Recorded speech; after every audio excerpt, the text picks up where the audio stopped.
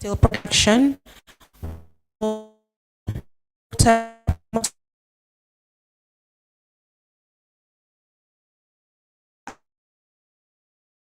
And then I and regionality, which is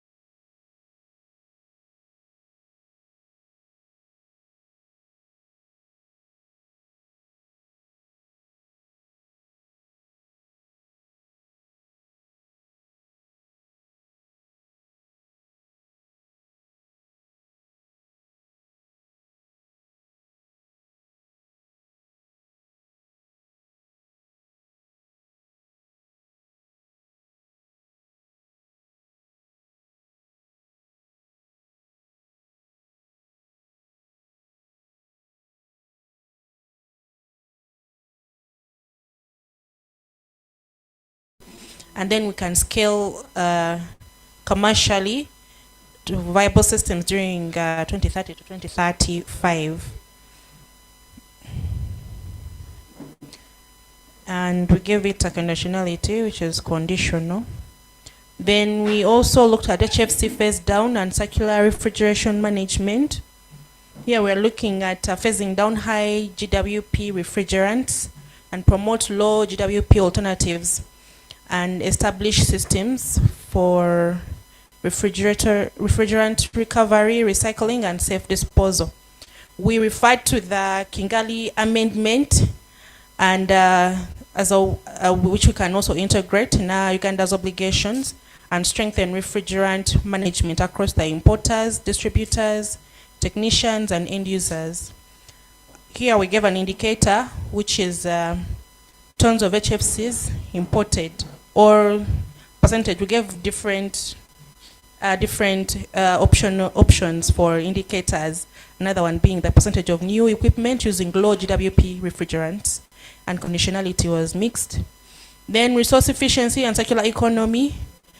We are looking at promoting the use of suitable industrial byproducts and waste-derived mineral materials as substitutes for the virgin carbonate-based inputs, where technically and which are environmentally and technically safe, and also the use of material efficiency standards and suitable technologies.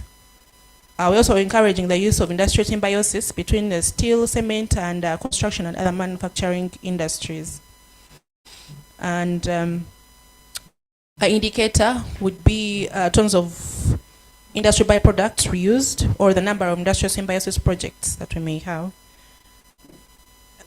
Another measure was the low carbon lime production, where we're looking at reducing process emissions from lime manufacture by use of improved raw material management and also appropriate low carbon technologies, and substitution of high carbon process inputs where technically feasible. Indicator are tons of lime produced using low carbon processes, and our conditionality was mixed. And we also looked at industrial decarbonization, technology adoption, and regulatory frameworks, where we looked at the different incentives that can be put in place to promote adoption of verified low carbon technologies. We looked at the tax and import incentives, accelerated depreciation, and consensual financing and performance-based incentives for the industries. And that one is conditional. We also looked at industrial emission performance standards and progressive restrictions on high emission technologies.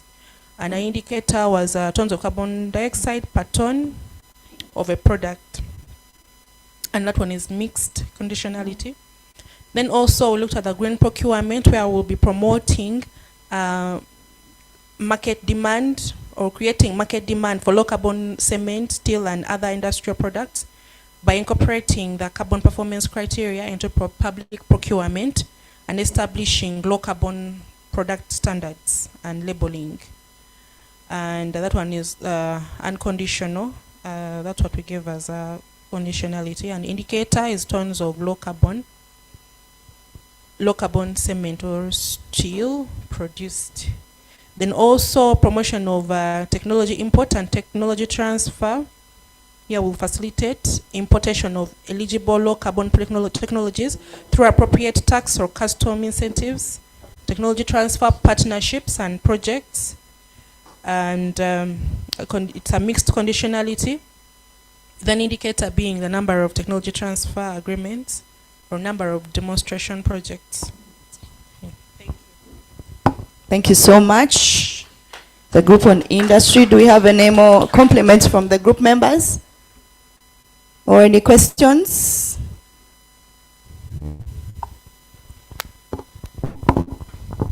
Thank you. We'll move to forestry. Are you ready? Yes. The floor is yours. Just 5 minutes highlights of the submissions, the inputs.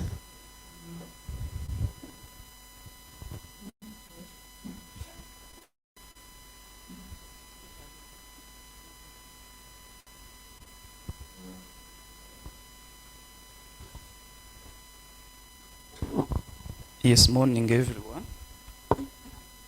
Junior Man is my name. I'll be presenting on behalf of the forestry.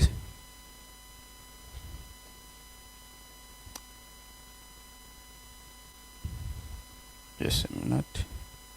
Yes, I'm presenting on behalf of forest and wetlands sector. So, on addition of the highlighted mitigation measures, the first one was under the biggest category, sustainable fuel and charcoal production.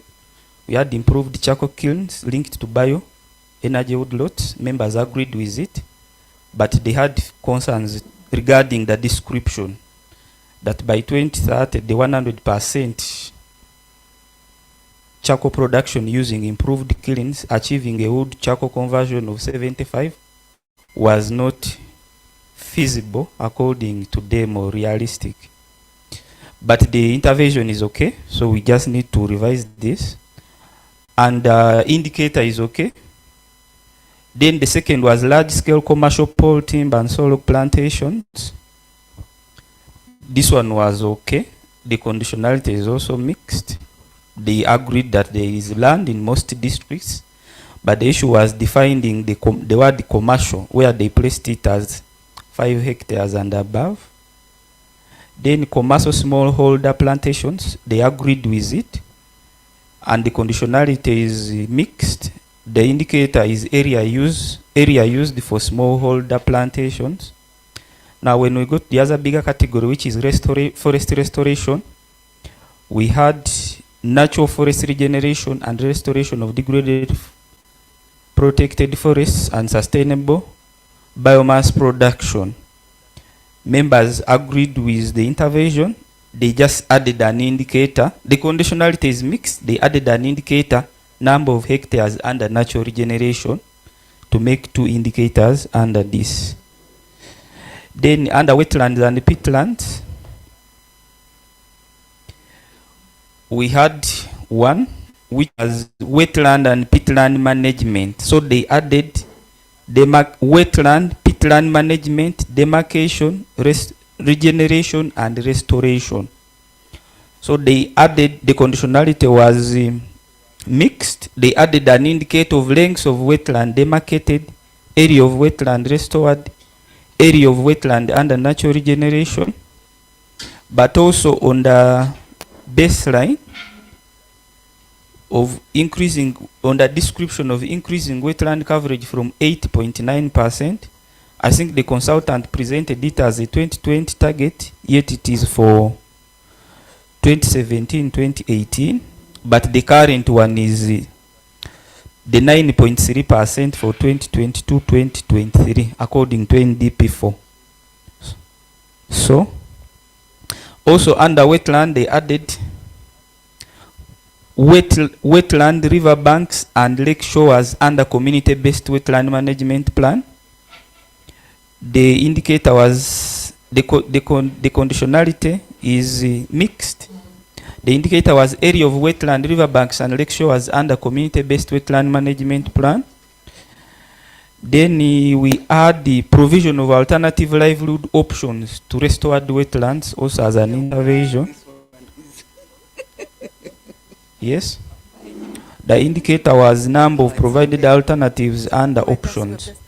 So beyond what we had, beyond what is already mentioned, members agreed on another adaptation, on another mitigation priority measure as afforestation and reforestation, which is increased forest coverage through afforestation and reforestation. The indicator area in hectares reforested and afforested, of then area of indigenous tree species planted, the conditionality is mixed. They also agreed on integrated forest management, which looks at encouraging practices applied to existing forests to increase carbon storage, improved tree health, and reduce GHG emissions. The indicator was area under good practices. Then the conditionality is mixed. Then the last one, which is new one that members proposed, was reduced wetland and peatland degradation, which looks at increased wetland coverage, increased wetland and peatland coverage, the indicator being area restored, area of wetland restored. Then the conditionality is mixed. I submit. Thank you so much. There's a question here for the group on wetlands. Yes, thank you, group on wetlands and forest. Just two quick comments. One is that you have tended to add more mitigation measures, and yet some of them could be consolidated, as we discussed yesterday. Number two, I'm having a problem with the addition on river banks and lake shores, because when it comes to mitigation, we're talking about emissions, and this is a science-based intervention where we're looking at emissions from what, and we know scientifically and globally when we talk about wetlands, is wetlands as it is, whether it is in a river bank, in a lake shore, is a wetland. So here we'll look at wetlands and peatland. Scientifically, that's where we're getting the source of emissions and the things and other emissions. So I believe we don't need to have lake shores and river banks unless we are going to adaptation. We're talking about resilience of communities. That's my take. Okay, the good thing, the one that added it, I see him agreeing with what you are saying. He's the one that who added it there. So he's sorted. Yes. Any other questions? Okay, let's give okay, there's one more question here. No addition. Maybe I'm not satisfied with the categorization of the commercial farmers to be 5 hectares. Maybe we could say small commercial farmers 1 to 4, then a big 5 and above. Thank you. Yeah, the 5 hectares was for large scale commercial pole timber and sawlog. It was not on small scale holders.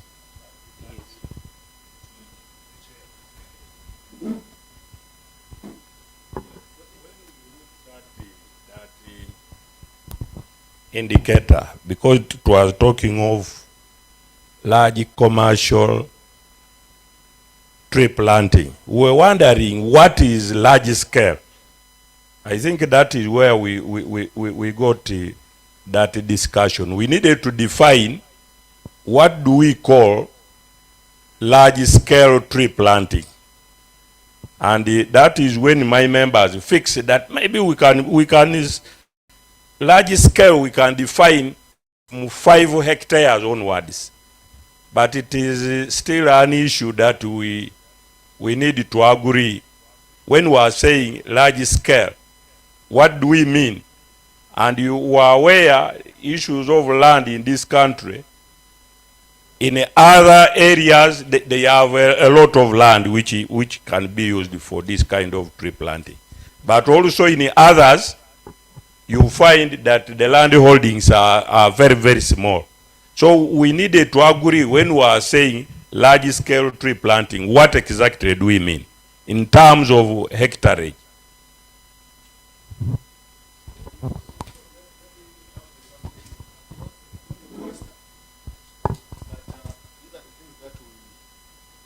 Thank you very much, Mohammed and Moses, for that. I don't know if you have foresters in this room. Apart from, I know him. There are about 8 of them I know in this room. Do we have guidance on defining large scale? That at national level. So some of these questions you may not answer them here. That's why we are picking them. When you go back to the forestry department, then we shall fix this. What is large scale? Because now we have to get the unit of measure, okay, to track this. So I'm encouraging my colleagues, those things that we need to advance to get national guidance. How do we define large scale? Is what we may need to pick on as indicators that now it can help in the measuring, reporting, and verification of those interventions. Thank you so much. Let's give a round of applause to the group. Who's next? Energy? Sorry? Agriculture is ready? Please.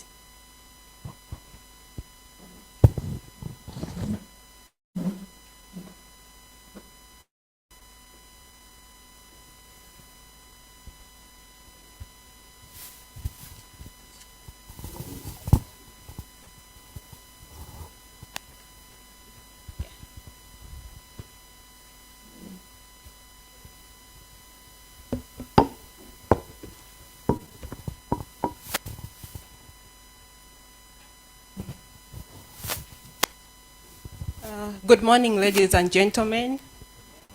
I'm here representing the agriculture sector. And I'm going to be discussing on the crop side and the livestock production side. So starting with our first key mitigation measure category, which was climate smart agriculture. The first mitigation measure we looked at was improved fertilizer application.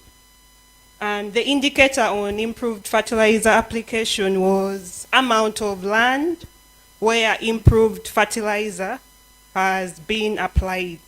But the team guided that when we are measuring land, we don't look at it in terms of amount, we look at it in terms of size. So we adjusted amount to size, and looking at improved fertilizer application as a practice, we revised the indicator to reflect size of land where improved fertilizer application has been applied. Moving on to better rice management, the focus was on paddy rice that is being grown in wetlands. And still, the indicator was still talking about amount. The team readjusted the word amount to reflect size, where we are able to track this indicator and measure it looking at acreage or in terms of kilometers. And the conditionality that we highlighted there was, we looked at it to be unconditional in terms of it being policy and agronomy that government has to come up with. Moving on to modernization of agriculture, rainwater harvesting and irrigation. Still on this mitigation measure, the team reflected on the current change in weather and climate patterns, where we are not receiving the usual rainfall that the country has been receiving historically. And they guided that we should add also underground water harvesting. So This mitigation measure was expounded to capture underground water harvested, and the conditionality that we tagged to it was mixed. We expect it to be, the support to come in both conditional and unconditional. Then we moved on to reduction in food system losses. The indicator that was captured focused on percentage of food losses avoided. But when you're trying to track this indicator, it would just be hard to look at percentage of food losses avoided. The team guided that we could add other indicators such as percentage of food waste reused or recycled. We could also look at percentage of percentage adoption of improved post-harvest handling technologies or methods. Conditionality captured there was unconditional. Moving on to livestock management, our first mitigation measure being livestock management in the cattle corridor. The detailed description was clear. It looked at promotion of improved cattle breeds and feeds, improved water availability, establishment of fodder and agroforestry.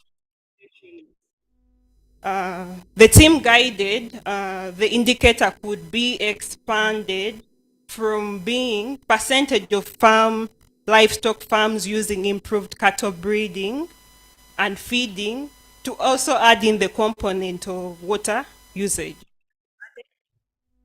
And the conditionality captured was mixed. Then lastly, we captured the mitigation measure of higher collection rate. And the description of this higher collection rate is talking about increased collection rate of livestock manure for controlled management and biogas utilization, reduced methane emissions from unmanaged manure decomposition by diverting a higher share to anaerobic digesters or improved storage facilities.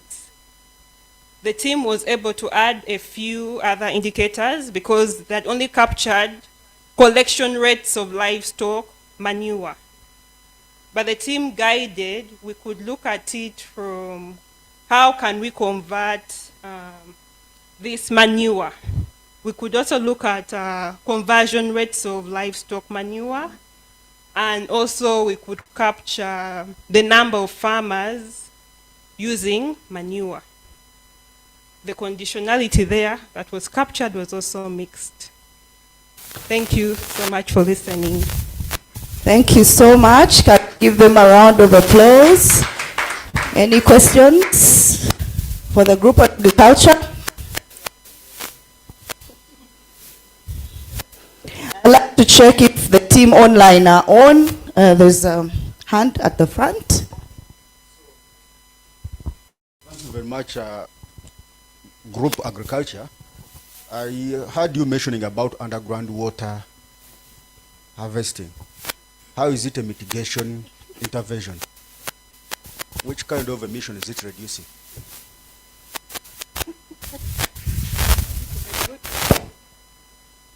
Or it is a mix that you make mitigation for adaptation? I don't know. Because what we're trying to look here, we are looking out for intervention in agriculture and livestock that can facilitate emission reduction, basing on the scenarios that were presented yesterday about the emissions that will be accruing from agricultural practices in terms of crop cultivation, but also livestock production. So we are going to have a component. After this, we are going to have a component on adaptation. The consultant is going to present for us the risk, the vulnerability, and then the proposed measures by each sector. So just wanted to add up how does that then become a mitigation intervention? Understanding mitigation in the way how we are using it in this fora, not the other mitigation. I think the team has had all gave us the background we looked at this yesterday. Okay. Any compliment from the team? No, that's noted.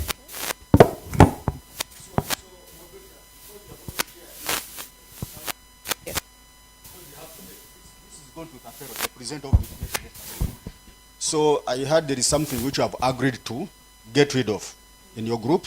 You need to clear it. You don't want to send confusion to him, isn't it? Then if that is not if that's not what you meant, but it could apply for adaptation, we shall take it in adaptation. Now for this mitigation input, if you're okay with it as a group, we remove it. But we shall maintain it under adaptation. Because we are going to send all these files to him, the presenter of yesterday's mitigation, to take synthesis of what we have submitted and then integrate under the mitigation component. Thank you. Round of applause for Lisa. Next, we should be receiving West. The floor is yours. West Resources, right.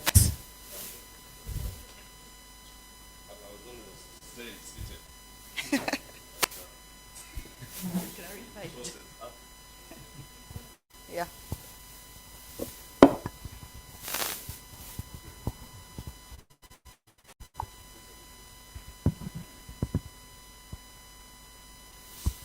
Yes, thank you.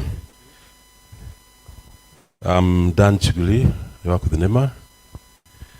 Happy to be here and good morning, ladies and gentlemen. Yes, I'm tempted to redefine West, given that we do not want to take it the way it is, but it's a resource of marginal value to the generator, but can be of use to the same person and another person at a different time or space, and therefore we qualify it to be a resource, because at a particular time we all use it. Could it be mine? Okay. So these were the mitigation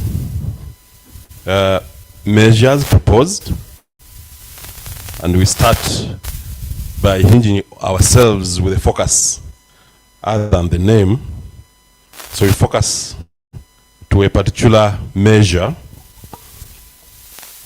and the first one being expansion of sewer and wastewater treatment coverage.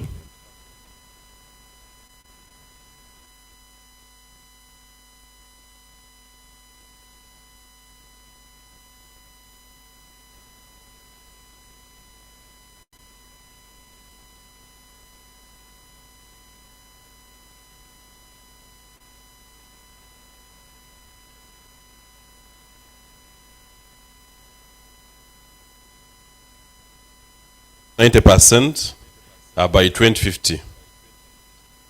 So within the team, we had questions around this,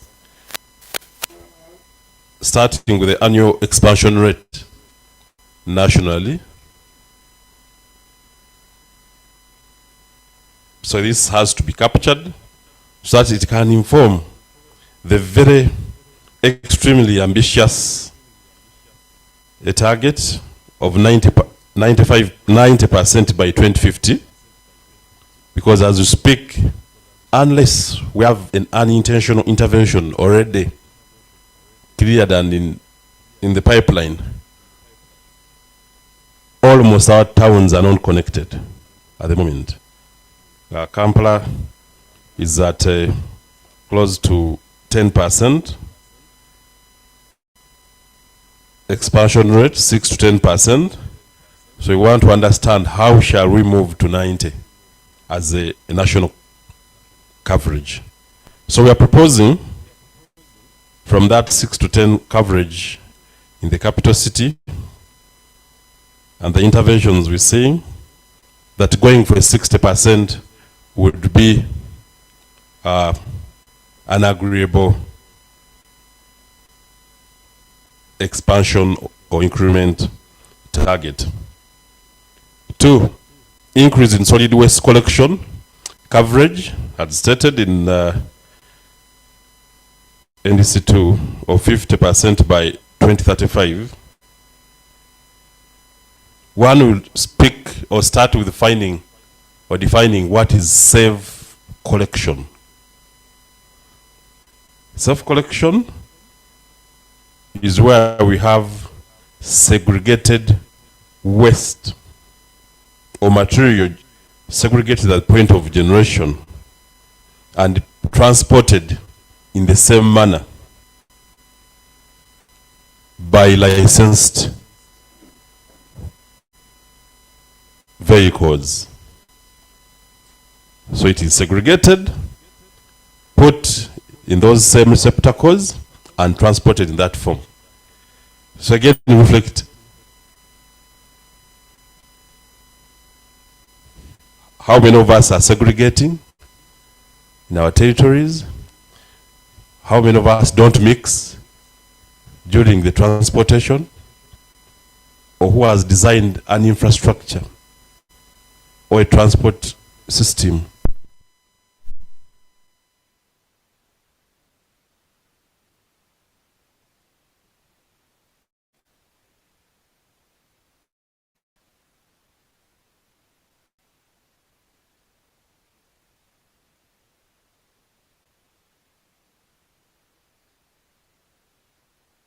very good UPJ. Those not notification. 2 minutes, 1 minute. Should continue? I continue. Okay. The resilient parts which we spoke to from the very beginning may not apply now. So, okay. With this and with the prevailing circumstances, colleagues, we will speak about the national cleanup initiatives. There is a policy before cabinet, the national waste management policy, consolidating all the strategies, all the endeavors and actors to unfold. And we believe that we can work at 55 safe production by 2035.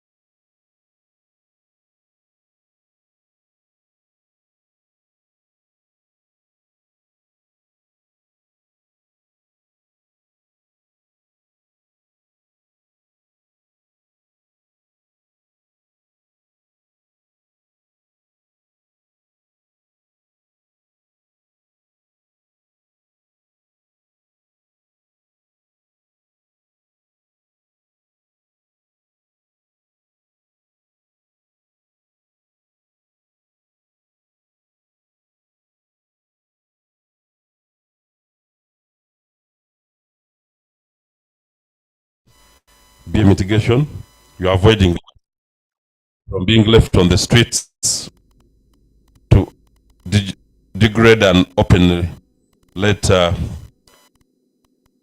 same gases out into the atmosphere. So you capture them. So when you capture them in anaerobic digestion, you can have them packaged into containers for home use. In composting, you avoid it by breaking the bond, allowing oxygen to flow. So again, the target here was 19.4 for both options, and we found that it's better we separate so that we have clear targets for each. So again, we are going to work with the Secretariat and the consultant to see that we have a separate target so that we don't lose this. Apparently, with what we've tested, composting can be tried or can be undertaken with the current financing model. Local governments and cities were telling us your budgeting cycle. Within the 3 months, you get the money. I know where you have the leads now. You don't have a operational money now. I don't know what will be happening to the waste, which is generated and has to be collected daily. Perhaps, but there's contracting. You can have a service provider who can wait for 2 months as we get this money. So we want to see these separated because they have different uptake appetite. So anaerobic decomposition at the moment on a large scale for municipal waste is not happening per se, but we have it in the industrial sector. So it is something we have done feasibilities and yet to test. Reducing municipal organic waste. So the thing is, why generate it in the first place? So we want to reduce food waste and yard waste. Again, we have a combined rate of 6% by 2035 and 30% by 2070. 2 is to ensure that we be again appropriately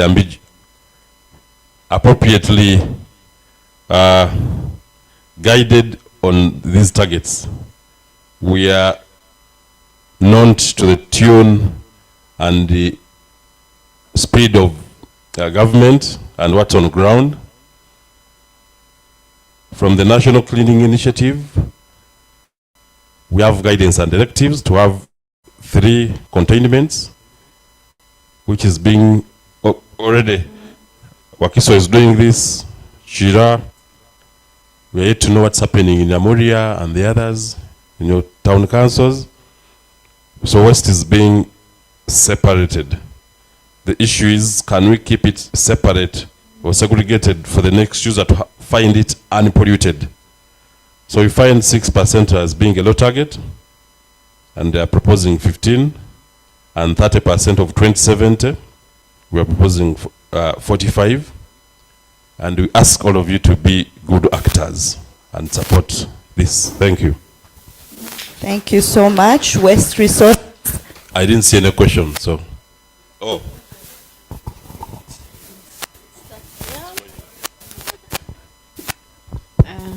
Thank you very much, Dan, and thank you to the Waste team, Waste Resources. Okay. I think I like the fact that we need to separate the composting from anaerobic decomposition. My question is, what is the justification for that increment that you have proposed in terms of the target? That is, yes. Is it 15? Yeah. Increase coverage from 15 in 2020 to 60 by 2050. Maybe it will be good to understand where you're coming from. What could be the reason for that? Is there something that can qualify that increment? I think that's important for the consultant and all of us. Thank you. No, up. The 15%, the first one. Yes.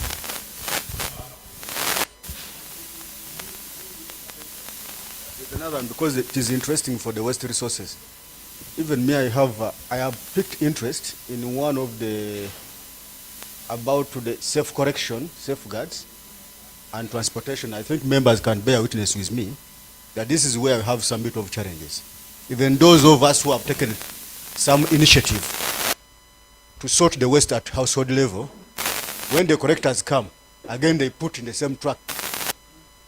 I mean, so what have I done? Eh?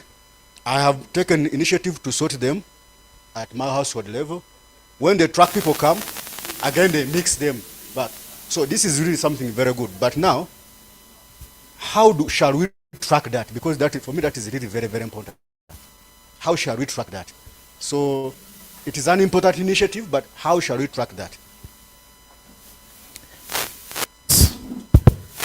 Okay, thank you for the group. Engineer Albert again.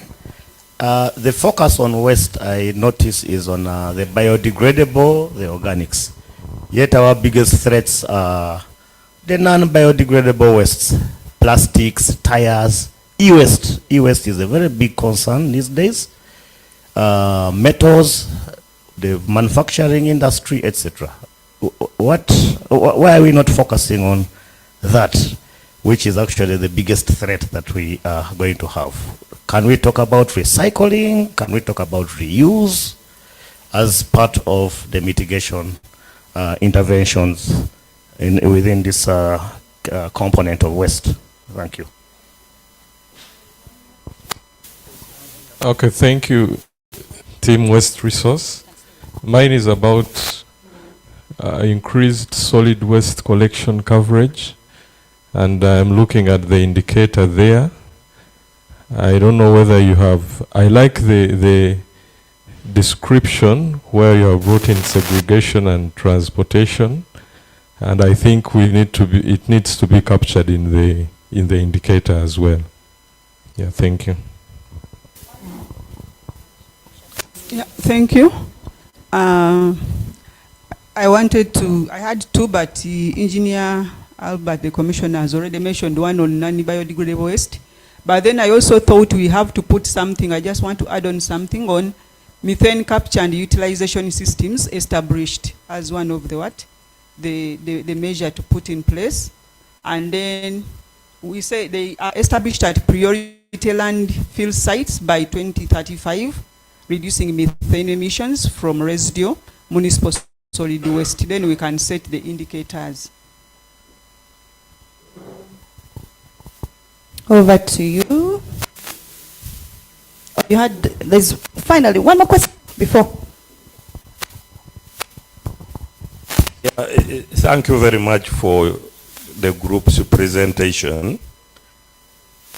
My question, which I have not seen from this,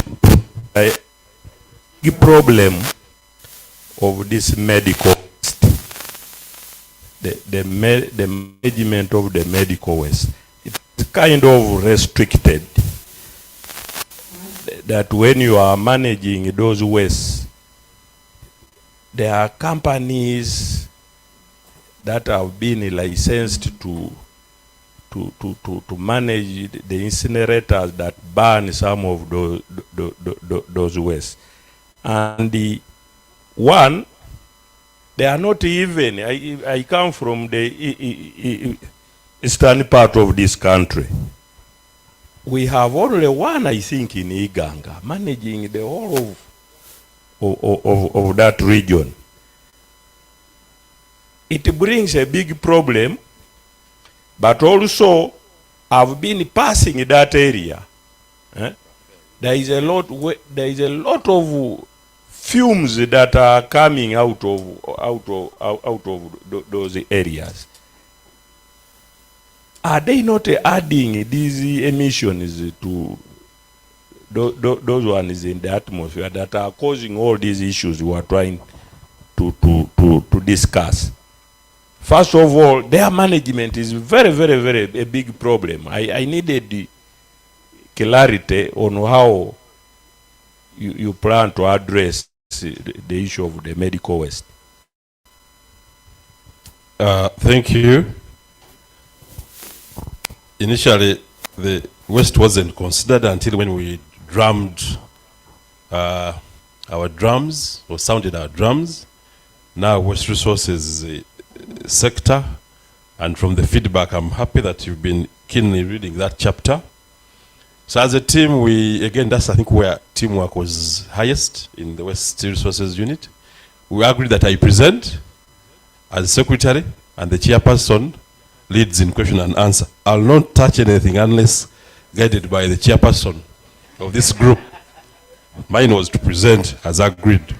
But, okay, he has agreed that I start, and then as chairperson and the other members out there, you equally, NP and others. So again, starting with the very first one, expansion of the C1, wastewater treatment coverage. Our biggest question was the annual expansion rate. And for Kampala alone, it is, okay, Kampala, which has the highest, is 6 to 10% as the annual expansion rate for the sewer and wastewater treatment coverage. So that we saw that the 90% by 2050 is very, very ambiguous, very high for a person who has current intervention at 6 to 10%. But we appreciate what's in plan, and early this year, I think around May, National and Strategic Cooperation laid out a plan, 5-year strategic plan, up to 2030 to 31 for this. So putting all those interventions and what's on ground, we actually reduced it to 60% by 2050. We couldn't let this pass, given our circumstances. Yes, and the current expansion rate of 6 to 10% of our coverage. Yeah. Oh, maybe 60%. Isn't it? National coverage. The target for 2031, which is very okay. That's the national target. This is the question which came yesterday. Why are the indicators not aligned? Engineer Arjabo, isn't it?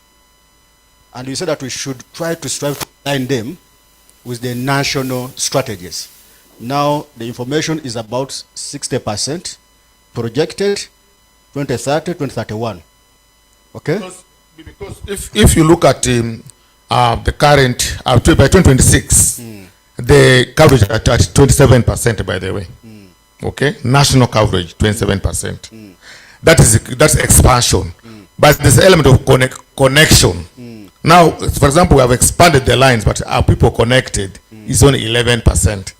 Now, that would be more important. But we are saying, well, let us first expand. So expansion, we are saying, at national should be at 60% by 2035, not 90. That's national coverage. And of course, national water is one of the players. We expect even private sector to come on board. Because now waste management is becoming business. Okay? So we don't expect them to have national water to be in the game. Actually, I concur with you. That's why I and my colleagues have to take it and also have a discussion with national water about that target. Because if we stick to 60%, it can be also affecting the carbon projects developments they want to do. Because it is that thing that's why we began by that presentation even yesterday, to bring the context. Because NDC is the basis for all the carbon trading you're going to do across all sectors. So, and then that's why we have the two conditionalities. That maybe with our money, we can do up to this percentage. But if we added the additional support in terms of man and technology, we can do beyond that. So that conditional is not mandatory, but it is a wish that if we have technology and the money, we can actually do more than the national target and go beyond this side. So that's why I just wanted to add these boxes. So some of the indicators may see them as being higher or being lower or aligned exactly to what we have in our strategies as the country. So that's why we shall pick it up, have a discussion with national. If they opt that they will do a carbon project, better to expand that indicator so that they can attract private sector investment in that direction. If they don't want, then they can stick to what we have in the strategy, that they can only focus on government resources and those that they have used to put that indicator prior to the NDC. So we shall take it at that direction. Okay, thank you for harmonization. Let me try to colleagues who are colleagues. Waste for Wealth, Kagwa, please be attentive. I'm going to call on you to give an answer to. The issue of organics versus inorganics. Our focus has been science-based, and we're looking at the current emissions situation. We are aware that we have emissions from the inorganics too, in one way or another. But I think at the moment we are focusing on the organic waste emissions from organic waste, methane and the related gases. And we are accounting between 75 to 80% of our waste. Okay, we believe that if the 70-80% is properly managed, the inorganics can easily be managed through what you have mentioned, the recycling, the use, and the rest. Because we are taking here, this is a mitigation measure against climate change, but it's not a solid waste management strategy. Okay. Is a mitigation measure against climate change, and we are focusing on the higher proportion of waste. If you look at our waste profile, okay, we are not really relegating the issue of inorganics, but we know that equally very important. Now, a thought also came the issue of methane capture and use. Of course, while composting, the byproducts. What happens with the methane that comes out when we are composting? Does it just go to the atmosphere and therefore becomes a pollutant, both for air quality and the climate and emission? So I think that is what has come out a very big addition from the plenary. Our team will take into account, because when methane comes from composting, so what happens? It needs to be captured and used. So, but of course, we take into account the alignment with technologies involved and required. So that goes down to the group of technology group in the country, the negotiators will take care of that. But I think our team is privileged to take that proposal for methane capture and the use. And I think there was a question from Irene, which answered. Okay, I think are we good to go? And team members, have we scored all this? We are going for extra time. I think we have scored. Thank you. So, thank you very much. Also, I just want to facilitate understanding and clarity. Fred, you said that the focus here is on inorganic waste. Organic. It is on organic waste because the monitoring of emissions is actually based from the organic waste. So, but we have two categories of mitigation measures. We have the GHG mitigation measures and the non-GHG mitigation measures. Perhaps if it is important in the waste resources, the one which is of the inorganic nature can be listed as the non-GHG mitigation measure, because they are just facilitating emissions, waste management practices. Then the one which are organic are the one that we subject for GHG reduction measures, and we can account for emission reduction in those elements. So it can also add into that direction. It is the same thing that the industry have said, the IPPU. They're talking about procurement. When you do procurement, you're not reducing emissions as a practice, but it contributes to the practice of reducing what? Emissions. So such kind of interventions of policy nature, okay, of tools and all that kind, which are facilitating mitigation, we call them the non-GHG mitigation measures. Whereas those that, when implemented, they can actually reduce emissions or avoid emission, we call them the GHG measures. So it is that categorization that we have to also think about. The last group, moderator. So we're moving to the last group, energy. Please, the floor is yours. Who's making the presentation?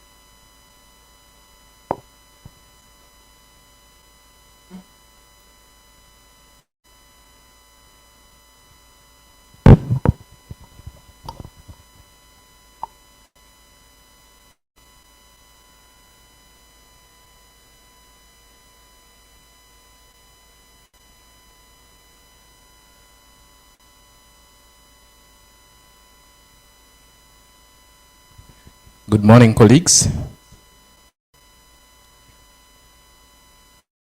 Some of us, the eyes died before the body.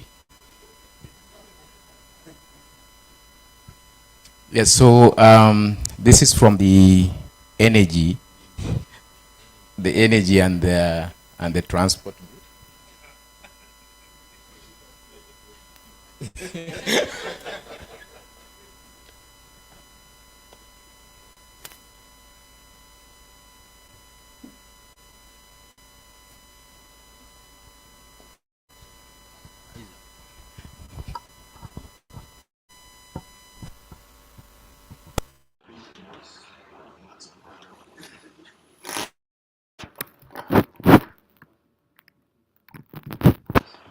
So as the team sets up, I was just indicating that this is from the transport and the energy team, and we didn't have enough time to really scan through everything. It's quite a broad area. As you know, energy feeds into all the other sectors, so there are many aspects. But I will begin with the general comment that we had. We realized that on the targets, we currently have them referencing to the BAU, but without actually specifying what the BAU values are. Now that basically makes the NDC very difficult to use. The team was of the view that perhaps we can either look at creating a column that specifies what that BAU value is. Otherwise, if you say from the BAU, and I'm using the NDC 2 years from now, just doesn't make it very helpful. So that is the general comment that cuts across all the areas that we looked at. And then when you go to the electricity generation, we way of the view that we specify the target for waste to energy. We appreciate that bagasse is part of that, but it's only a sub-segment. You can have waste to energy from many other sources. So we prefer that we have a specific target on waste to energy. We did put that because we didn't have it right away, but something that can be looked at. And also, we just wanted to make the column appear in kind of an output language. That's what we realized. There was a lot of editing. Our understanding is that this is supposed to be like an output column, output and target kind of column. That's why we changed the language to what you see proposed there. On the reduction from the transmission and distribution losses, we would prefer that the specified values in this reference document is actually picked and put in here. That is similar to what I indicated about the BAU values, so that someone doesn't have to look for this document before they are able to use the NDC. And then also for the power sector, this is on the technology targets. There we simply propose that we make it a more smart target. It wasn't very clear to the team in terms of binding generation capacity targets. We're a bit confusing it with the first one on renewable energy. None of us is from power generation and so we're a bit confused on whether this could be together with the other one or it includes the ones which is non-renewable power. So we just thought it should be more clear to avoid the confusion we got ourselves. We thought that we need to have a consideration on nuclear. Because it's predicted to be a main or one of the key power sources. So we extracted from the plan, and the consideration is that by 2033 we should have one reactor operational, and that would be giving 1,400 megawatts, and then another reactor, so basically 2 reactors by 2035. So that's where the 2,800 comes from. So those are 2 reactors. So that's something for consideration. Of course, we didn't put anything, or we didn't change anything on the emission columns, because findings that this came from the modeling, which the situation would also need to be modeled.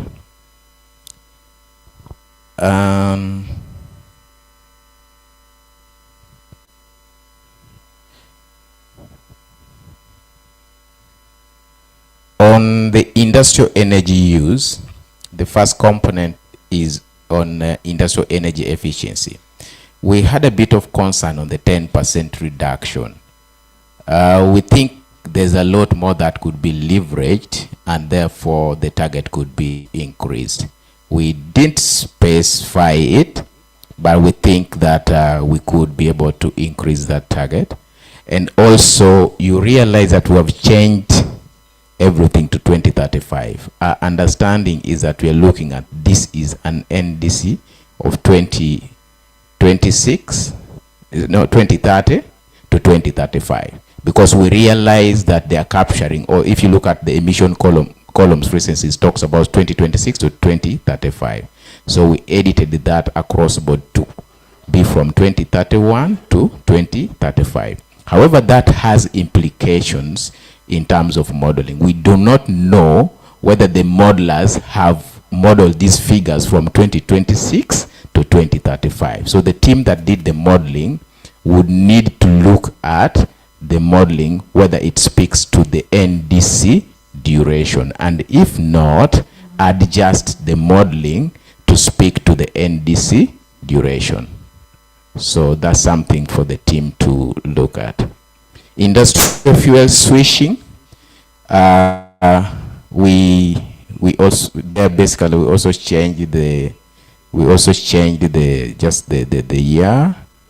And then on moving to residential and commercial energy use, the first is on lighting energy efficiency. We also changed that to just basically the year and the language. When it comes to residential cooling improvement, the 55, we think that was maybe a target for 2055 as indicated there. So when we edit it to 35, we would like the team to then propose an appropriate percentage for 2035. On the cooking mitigation, this is on residential. Our energy transition plan prioritizes electric cooking and LPG as the 2 main drivers that should enable the country to reach more than 50% of clean energy access, clean cooking energy access. So what we've done here is that we have introduced LPG, and we also rewarded it to 50 as a target. So 50% of the population that has access to clean cooking should be using LPG and electricity by 2035. So that's the adjustment that we've made in there. Then also we think that the second component was targeting technology. So we kind of rewarded it to be more technology looking, and then including biogas. Our view is that biogas comes in very handy and has been left out among those energies that have been put there. But also we highlight the 30% because we think that that needs also to be looked at to improve that particular target. Allow me then move to transport. Under transport, we didn't have, unfortunately, someone from transport. So this was just the team trying to do some service, though we are not from transport. But it wasn't very clear for us how the targets that relate with this road transport fuel efficiency should be captured. So that's why we've highlighted it and put a comment for it too, so that we have a more clear target on that road transport fuel efficiency. On the alternative fuel switching, we propose that there is currently no blending of petrol, and the consideration is that we do something on petrol. The one for biodiesel or diesel is being blended, and we looked at the target. We feel the 1% per year could be okay, but we propose that we do something on petrol, and that's where the 3% proposal comes in. The non-motorized transport, basically the whole of this section generally seems to only speak to Kampala. We have new cities which are unfortunately adopting all the ill habits of Kampala, whether it is in transport or it is waste or what, everything is becoming a replica of Kampala. And colleagues from the cities, I think this is really something for you to look at. So our view is that in this sub-segment, we need to plan to have measures not just for Kampala, but also at least the new cities should be part of this NDC. Well, of course, we would have loved the whole country, but we know we don't want to put a net that we can't. But at least the new cities, we can be able to scope them in terms of in this particular aspect of transport. So we didn't do much change. We seem to realize that this seemed to have been extracted from the last NDC, but also not even improved to fit into the current or the draft NDC. So what we'll request is that the team looks into these components which were in the other NDC and revise them to fit into the new NDC, because it is currently seeming like a peak. Okay. And then lastly is on the oil and gas. We realize that yes, the way it had been put, the naming is quite broad, but the primary focus is really on methane. And so we added to it to be more methane focused. We broke it into 3 sub-components because it was kind of put together. But the kind of actions you take when you're dealing with flaring is completely different from the kind of actions that you need for fugitives. So we decided to separate. So that's why we put a target of 0 routine flaring and gas venting. So we also combined flaring and gas venting. So that becomes 1. The second component is quarterly leak detection. So that makes it 4 leak detection campaigns in a year. So so you do leak detections and fix where you have leaks that would be releasing the methane. So the target here is the methane that would be coming from where you have leaks. So every quarter, run checks and see if your system is compromised so that you can be able to fix and minimize the methane that you'd rather have released. And then lastly, we also proposed a monitoring and measurement system. The sector is planning to establish a methane center. So we are going to have methane sensors at oil producing wells and also at the central processing facility. So the 9 that we put here, these are the first oil well pads, and then 2 central processing facilities. So we have sensors at the well pads and then infrared cameras at the central processing facilities. So those are the targets. If I've left out something, maybe my team would come in, but thank you very much. Thank you so much. A round of applause to the group. There's a question at the back. Okay, let's start here.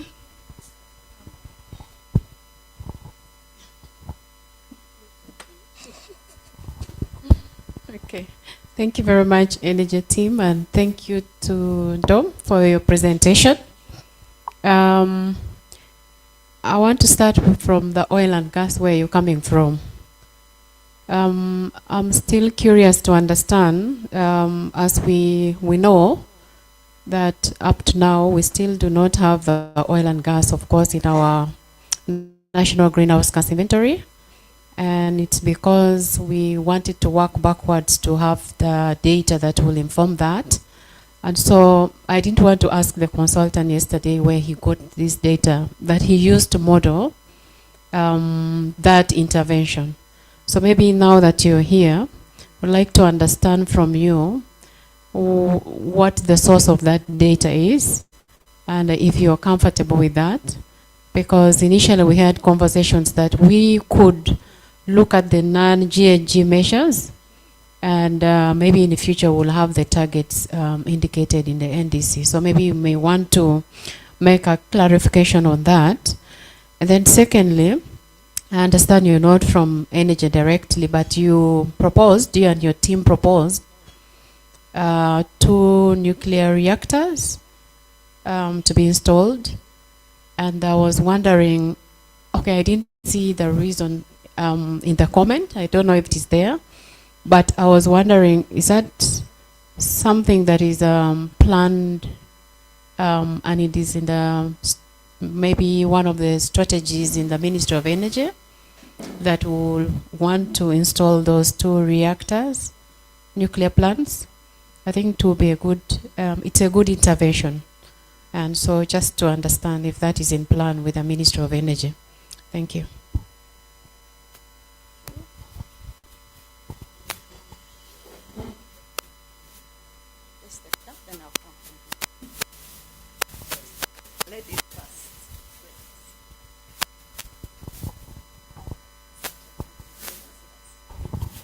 Thank you, Dom, for the presentation. I would like to start with answering Irene's Please answer question. the question. Yes, yes. Yes, so the nuclear power program is in the NDP4, and that is what is planned. Currently, there's work ongoing in Wiende. The resettlement action plan is towards completion, and we're planning to start on the environmental impact assessment for the site or the first nuclear reactor. The first nuclear power plant in the country will be in Wiende district. Yeah, so it's already in the government plans and in the NDP4. Okay, yes, it's in the NDP4, so it's in the government plans. Then the other submission I wanted to make is to add on what Dom mentioned, just a little bit of correction in the blending of fuel. Currently we are blending petrol, so all the petrol being used in the country currently is blended with ethanol up to 1%. By September, the plan is to move to 3%. So it's already ongoing, the petrol blending. What is not being done yet is the diesel blending, but it's also in plan. Thank you.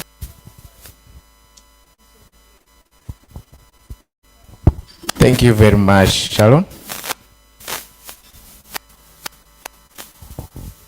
Yes, my part of the group, I've got only one comment. We have so many abbreviations in the energy sector. You have got so many of them. In fact, when you go in the acronym, you don't see them. So he has to extract and have them acronyms. And then, when I think, of course, when you look at the current studies, we don't have anything about petroleum. Hope it's going to come. But I think that now, since we are going to have more exploration, so if you look at the document, at the software, there is a part of exploration, whereby the data is covered. So we thought that now if you're going to have an exploration, let's have also data also covered, so at least you can start from somewhere. Otherwise, we don't know what happened during the exploration, the first one. You just see flaring everywhere somewhere. Yes. I think this can be added in the next programs and also maybe next our documentations. Hope this is clear. Should I? Okay, thank you. Thank you, Sharon, for that correction. Very important. So I'll just speak to the oil and gas specifically. I don't have competence to really speak on the others. So on the oil and gas, yes, Irene, you recall we did have a very in-depth discussion and we had a consideration that we start with looking at non-GHG targets. You will realize that what came from the subsector was geared towards non-GHG. The question you ask is actually the question I partly asked yesterday, because to be able to come up with these emissions, the team must have modeled something. That something that was modeled, I also do not know, and that's why it's actually the primary reason I was here, to be able to appreciate how these emissions were derived. The answer they gave us yesterday, that they use the energy transition plan and also the least cost pathway, none of those would directly give. So I would actually want to get specifics on what parameters were fed into the model to be able to come up with this. Because for us as a sector, these are very sensitive things. We don't want to take anything that's not clear. Whatever is coming up here must be something that we know what we are talking about. But also tomorrow we are going to be important, and Commissioner, this for me is a general question. Tomorrow, after the consultant is not there, as the country reporting, we will be making progress, which progress should be relating to emission reductions. Will we be able to speak to, let's say, the percentage of emissions reduced without yet we have access to that software or things like that? What shall we be basing on at the time of reporting? And maybe my question to you is, was your team part of this modeling so that we are having this understanding in the house, so that tomorrow when you're looking at whether waste has achieved this, if they wanted to do this number, they have done this, it relates to this amount of emissions? Was your team part of this modeling? I must say, for us, it is something we think is actually foundational. You also indicated that we shouldn't actually discuss these columns, but this whole thing is about emissions. We need to properly appreciate. I would actually request that if there's time, you actually through the consultant, help us appreciate more on the different aspects of how these different measures came to the emissions. Yeah. The last one was on exploration. My senior citizen proposed we have something on exploration. We have many interventions that we could. This is NDC. We have to be very careful when we are selecting NDC targets. Our exploration space is not that very busy. It's not one of those areas that should worry you. You've realized even the targets we put here is focused on the upstream, the production side of things. We are not even talking about other aspects. So we have to choose from the whole piece of cake, what is it that we as a country want to commit to in this end? This is nationally determined contributions. We choose what we can be able to contribute to the global picture. After all, they're not giving us money.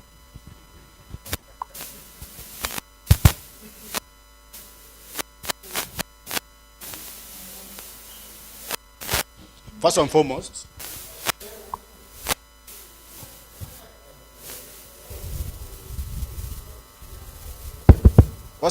my team participated in the modeling work exercise, which reflected on what we are seeing in the NDC as a plan. I think yesterday we were told that we used two models were used. There is Sospedo and Cleos. One is the World Bank, the other is the French Development Agency. And the data that we have used is what we provided at national level from our various sectors. And they use that data to model, and then the technical reports are available. Okay? These can be shared. They are all available, the technical reports that are shaping this report, the NDC now, which we are looking at as a strategy. So that is really very important.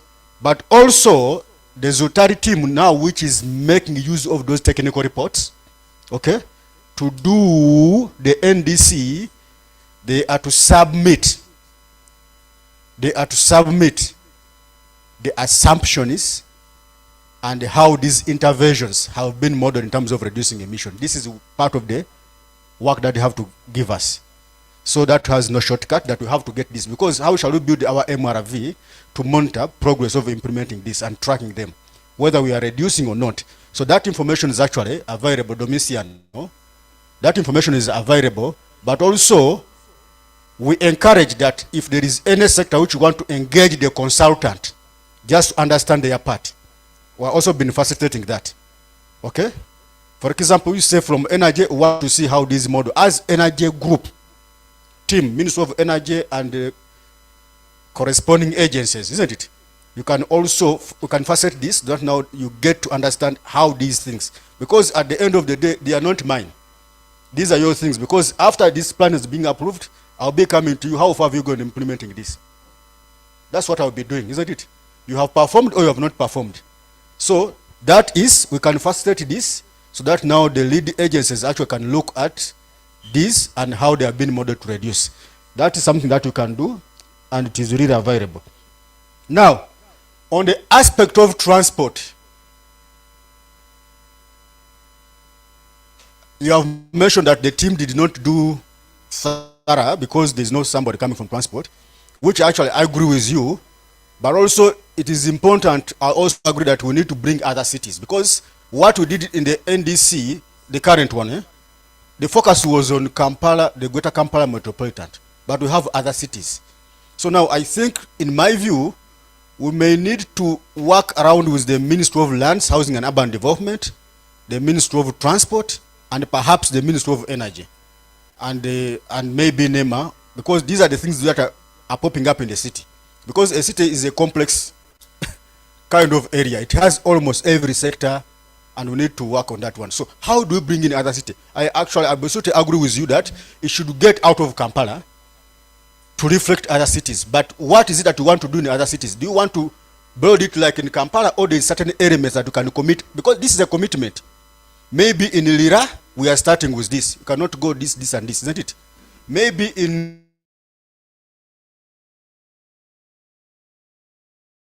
to all the cities, as it is in Kampala, because Kampala may have different capacities altogether in terms of finance, in terms of technology and resource, isn't it? Which other cities may not, but we need to open it up to capture other cities. And then where do we need to start with those other cities? That now it is not a Kampala paste and copy and paste to other cities that they may not do. I think that will be really very, very important. I think lastly is about the nuclear reactors. I have liked the submission from a colleague who mentioned about that this is already part of the NDP, isn't it? Now, in the NDP, are we talking about two of them, or it is just one? We are talking about two. This is very good. Now, this is coming back to what Commissioner Arjabo asked yesterday. Without this NDC, we have already identified nuclear as a source of energy, isn't it? And we have put it as our national development plan. But actually, it can also make a very good carbon project for the country. So, do we maintain the two which have already committed ourselves to be the unconditional? Or we can even expand on the number, that we can even do more than that if we have support in simple terms. Now I'm talking about now the targets. But also, if you have more than the two, it means that even the private people that will be coming to Uganda support nuclear development as part of source of power, then they have an entry point and the development of the carbon projects. This is how we have to see this. NDC is a resource mobilization tool, but also a technology mobilization strategy. Where government is unable, then there is a framework that other international appropriators of technology can come in. They have an entry point. So I'm leaving it to reflect on that as we move, but this is something that is very good and can build up a good carbon project for the country. Beyond cook stoves, because we are seeing cook stove all over, isn't it? Beyond cook stoves, what else can we do, isn't it? In energy, which is capital intensive, isn't it? That's what we're talking about. Capital intensive in terms of man, in terms of technology. So let us think about all these things, and then we can differentiate them in the conditionality. That this one we can do, but if you have additional support in terms of man and technology, we can even do better. This is the intention of the NDC, also to help us attract technology and finance. Thank you. Thank you so much, Commissioner. We need to take break. Yes, we're actually going to take a break. A round of applause to Domiciano and team, and to ourselves as well. So we're going to break off for tea for 20 minutes, and then we shall resume with the adaptation part of the NDC. Esther, please give us a prayer before we break off. Thank you. Thank you, Anne. Let's pray. Our dear loving Father, we thank you for this moment you've given us. We thank you for you've provided something to eat. May it be of great use to us. In Jesus' name I pray. Thank you.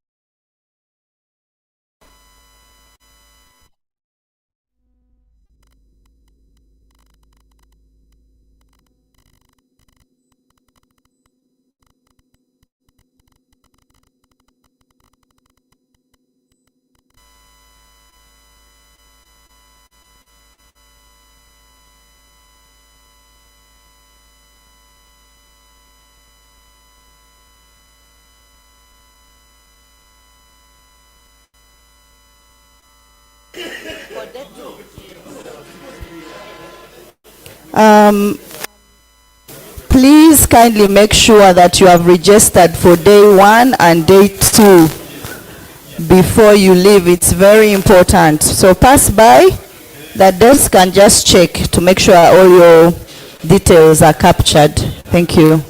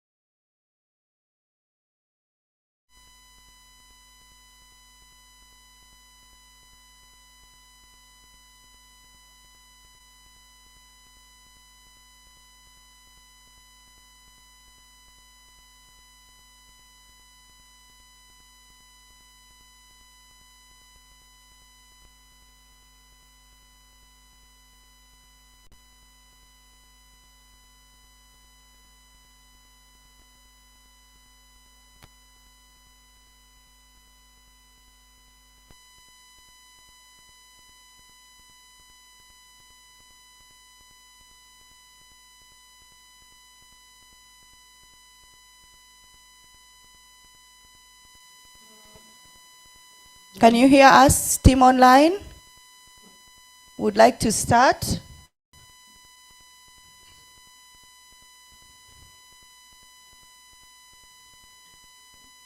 Or anybody else, just to confirm that you can hear as we wait for Moho to come on. Yes, we can.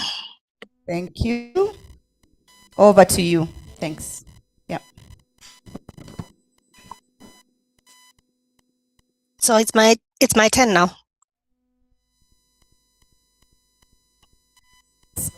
Yes, Can you please hear me? proceed, Moho. Okay, all right.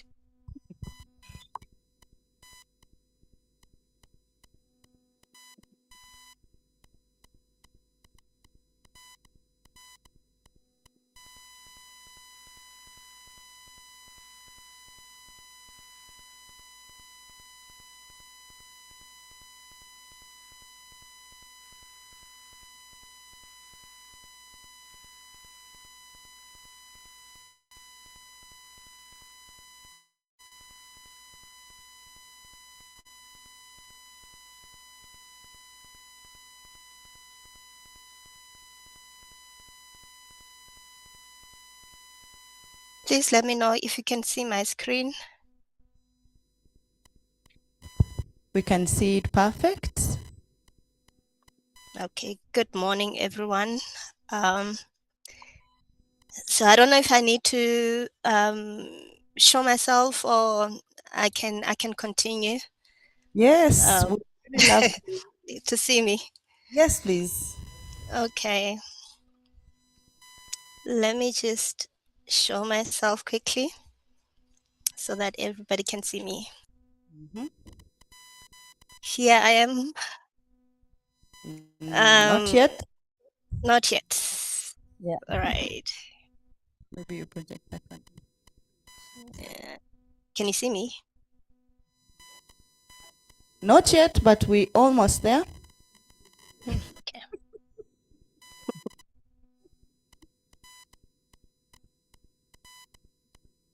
Could we expand it?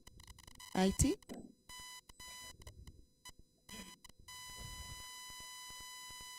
Could you kindly stop the sharing first so that we focus on you? Okay. Great. All right. So now you can see me. Yes, perfect. Thank you. All right. So good morning, everyone. It's nice to see that the room is full and ready to move on to adaptation. So my name is Mohomonapula. I'll be walking you through the adaptation component and also touch on loss and damage for this session. But yeah, I think I'll switch off my camera so that I can focus on the presentation now that we all know each other. Great. Okay.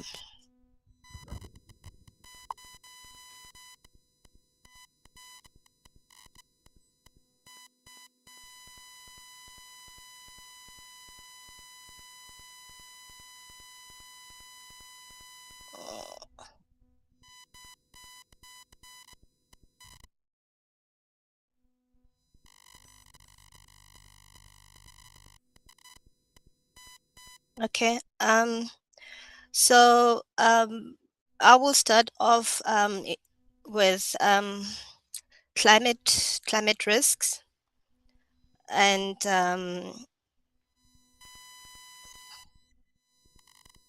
climate risk vulnerability and loss and damage as indicated in the agenda. So as a starting point to covering adaptation component of the NDC. So we all understand that we cannot address what we don't fully understand. So for us to be able to come up with adaptation options that are responsive, we need to first start by understanding where the risks are, where the problems are.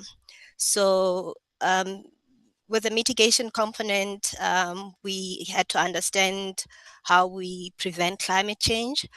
But now with adaptation, we seek to understand how, given the climate change that is already being experienced in Uganda, and how further these changes are projected, and what who is exposed in terms of people, ecosystems, infrastructure, what is exposed, and what is the level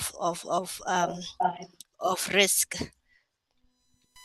So I'll start there at the starting point, which is the climate risk, before we can determine what the response to this risk can be. So, like I said, Uganda is already experiencing a changing climate, and we've observed that for the past period, which is from 2090 up until 2020, temperatures have been increasing consistently, and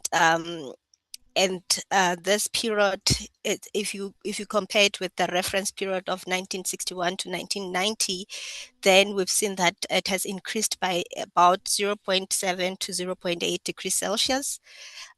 We are also seeing that more hot days and fewer cold nights are being experienced, and changes in rainfall seasonality. I think of the particular concern is that evidence that some periods are becoming remarkably drier, which affects the timing and the reliability of agricultural season. And while the other periods, when the rain comes, then it becomes in a form of extreme rainfall events. So, like rainfall needs to be understood that the how it's being experienced, both floods and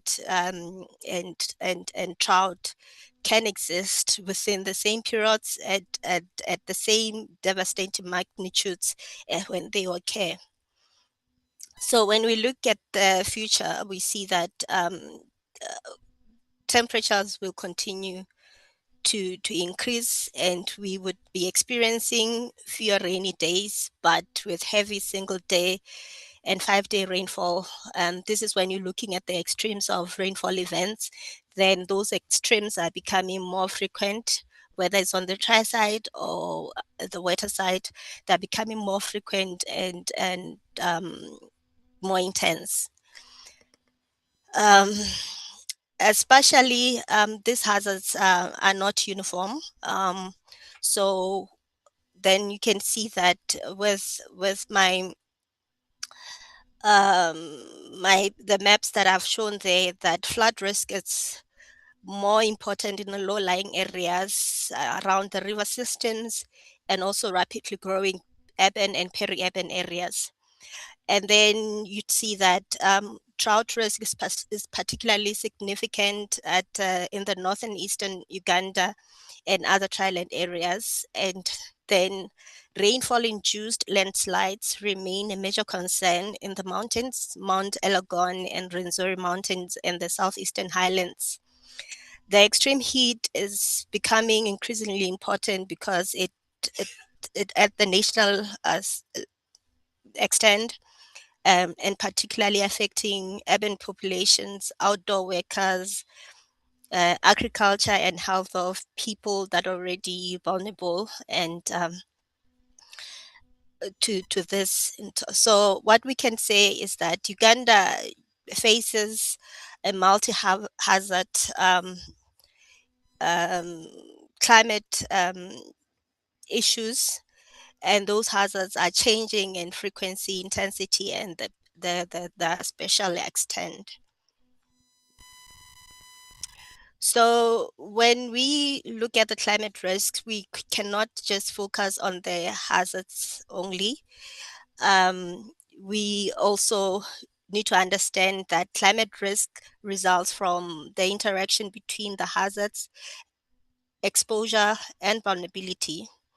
As you can see on the table, for example, drought becomes major development risk because much of Uganda's agriculture is dependent on rainfall, and some production systems have limited water storage, land ecosystems are degraded in some locations, and many producers have limited access to climate information, finance, and insurance, irrigation, and other alternative livelihoods. So all that brings us to understanding those complex interactions of hazards, exposure, and vulnerability elements.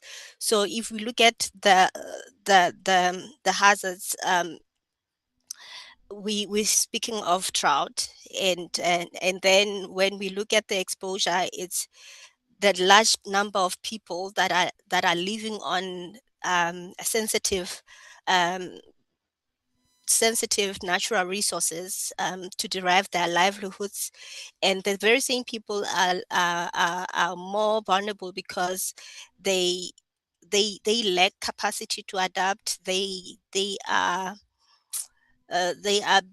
in terms of their economic or livelihood standing, poverty is also an issue, and therefore they do not have any other alternative means of livelihoods, and those also worsen the potential impacts when a person is that is solely dependent on agriculture for deriving their livelihoods, and also maybe it's a child-headed household, and it's a or maybe it's a person that is highly improvisioned in terms of the way that they are able to cope, then the impact would not be the same as when a person has financial means to seek other alternatives, or has more power or more support structure in terms of deriving their livelihoods.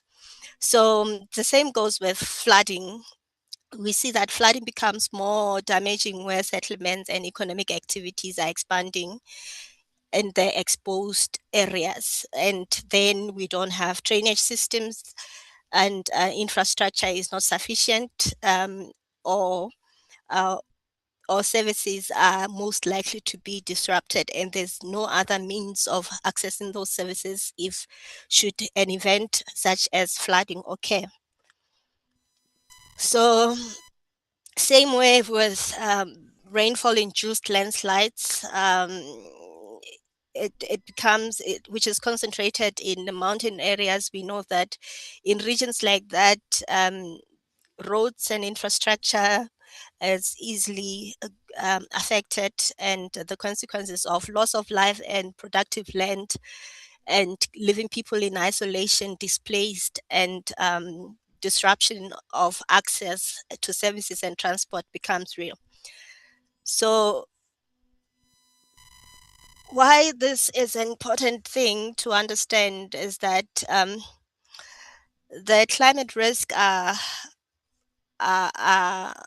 wide, and they are based on the interactions of those elements that I had just mentioned, and the impacts are cutting across different sectors and communities and the wider economy. So, and people that bear a burden, you'd find that are mostly women, because most of women are responsible for making sure that there's a food on the table. So things like drought may start as a agriculture issue, but then it cascades to a point where there's absolutely no food, food insecurity. So then someone has to find ways in how people, how the dependents within the household have to sustain themselves in terms of food.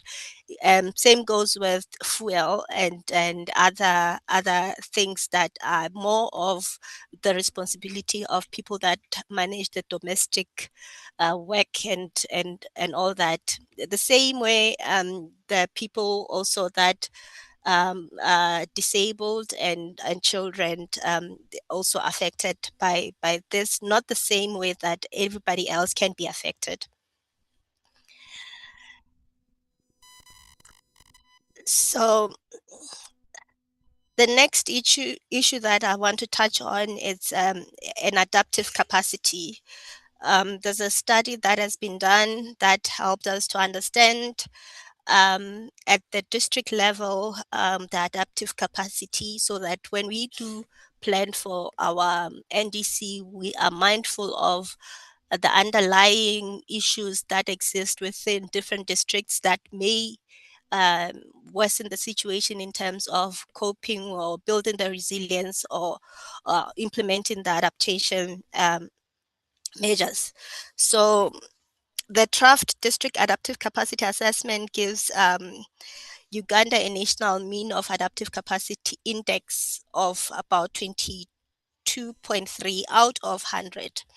This falls within the low adaptive capacity category. So with that, approximately about 83.6, as you can see on the slide, that the entire country is on the red and orange. There are pockets of blue here, there, but there's absolutely the greater part of it. It has low adaptive capacity. How this has been assessed, the study looked at 5 dimensions. It looked at the institutional capacity.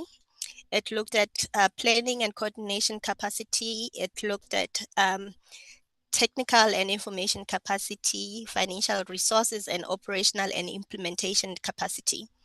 So there were about 25 indicators that were assessed, and out of that assessment, then we came up, the study came up with the understanding of to what level different districts are at. So we can see that majority of districts are at a very high, at a very low, the red means a very low adaptive capacity, meaning they do not have capacity to fully take on or implement or respond effectively to the impacts of climate change.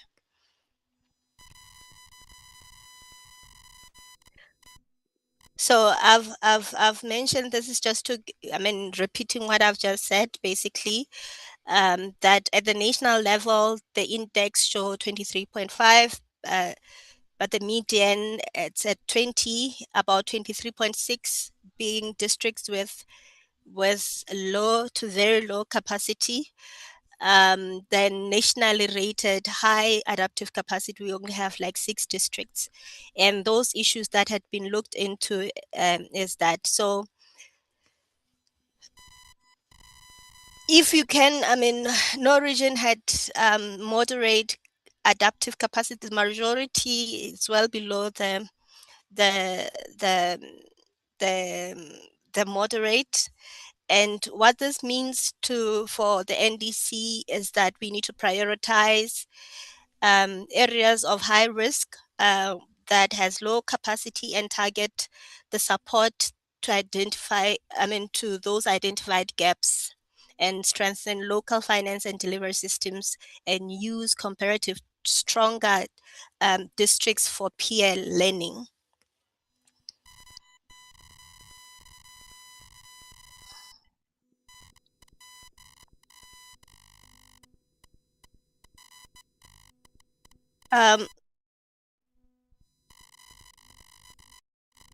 So now moving on to issues of loss and damage. So we all understood that even if Uganda can significantly strengthen the adaptation, not every climate impact can be avoided. And this is where loss and damage becomes important. So we understood that adaptation seeks to reduce vulnerability, build adaptive capacity, and reduce future climate risks. But loss and damages addresses the residual impacts that remain despite of either mitigation, adaptation, disaster risk efforts, and sometimes there's losses can be economic. They may include maybe damage to infrastructure, lost assets, disrupted businesses, and loss of income. But we still have non-economic losses. These include interrupted education, having people to be displaced, and also issues associated with that displacement that would affect people mentally. Loss of the cultural heritage, erosion of community cohesion, and loss of ecosystem services that are important to people's identity and well-being. So these are the impacts that may not necessarily be economic, but rather they are as detrimental as the economic losses can be. And then these impacts are also not equally distributed. So people with fewer resources who are already experiencing exclusion may have far less capacity to recover following a climate shock. So in Uganda's National Climate Act, loss and damage has been recognized, but at the moment we still not have an operational framework or integrated system that can comprehensively help us to be ready to implement or address issues of loss and damage. So the importance of understanding what these losses are and how they are impacting the communities also helps us to shape what would be the priority actions that we need to consider specifically for Uganda for loss and damage. So I try to be as quick and brief as possible, but I think I would be guided by questions if I need to elaborate more on the climate risk, or if we need to have any more discussions related to that. But what we can take away from this is that risk is not uniform. It's intensifying, and it's becoming more. The impacts of climate change are widespread. They cut across and they cascade across sectors, and affect different people differently. And also the losses that we are addressing that beyond what adaptation can address when it comes to loss and damage, and those that cannot even be avoided. So that is, I mean, the message that forms a basis on planning for our response when it comes to adaptation and response to loss and damage. Thank you. Thank you so much, Moho, on such an informative presentation. As we were putting your face to the name, there were questions that came up in the room. Firstly, where is she from? That one I can answer. Moho is presenting her presentation from South Africa. But the second one was, which one is the Christian name? It's and then some the assumption that she's Christian. Maybe she's Muslim.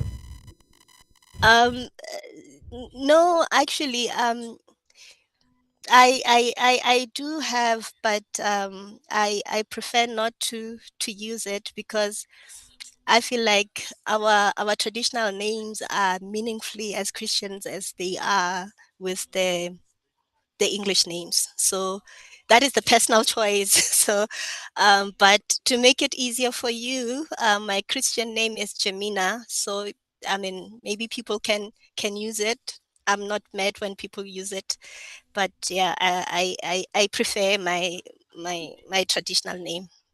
No, that's really sweet. So do we have, let's give a round of applause to Moho, Jemima, for the nice presentation. Do we have any questions? Yes.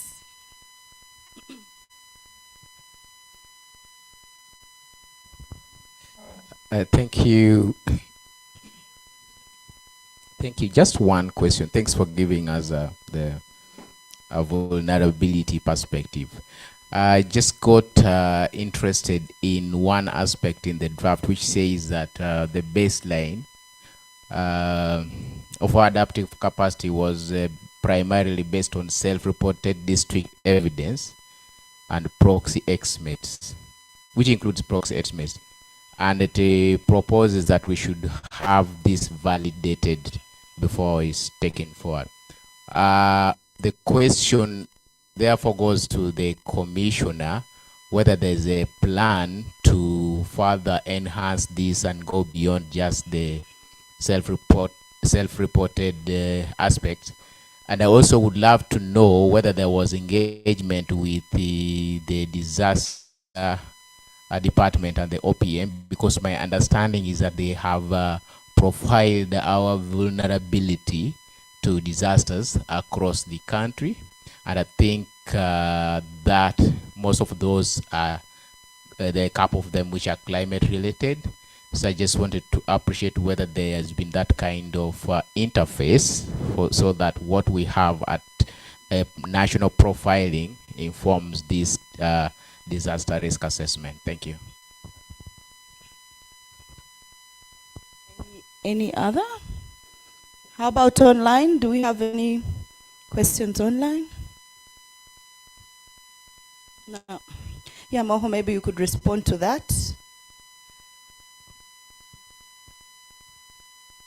Yeah. Over to you. Yes, yes. So yes, the report that assessed the district adaptive capacity is still in a draft form. I believe that it's still the questions that would come from or the issues that would be raised from this forum would then help maybe to shape, as we will provide comments to the team that had been working on this report, and then what we will take on as a final will then be what has been finalized as a final report from that work stream. So but at the time when we are preparing for drafting the NDC, the report was still not yet fully finalized as a final draft, and still requires more rounds of maybe validation. That's what I believe. So that's why we put it to you that we can look into that and then add and then guide forward to finalize that work stream to be a good input to the NDC, as it is very important in shaping our understanding of capacities and vulnerabilities within the country, and addressing and responding appropriately with measures that are responsive based on what the status of adaptive capacity we're at.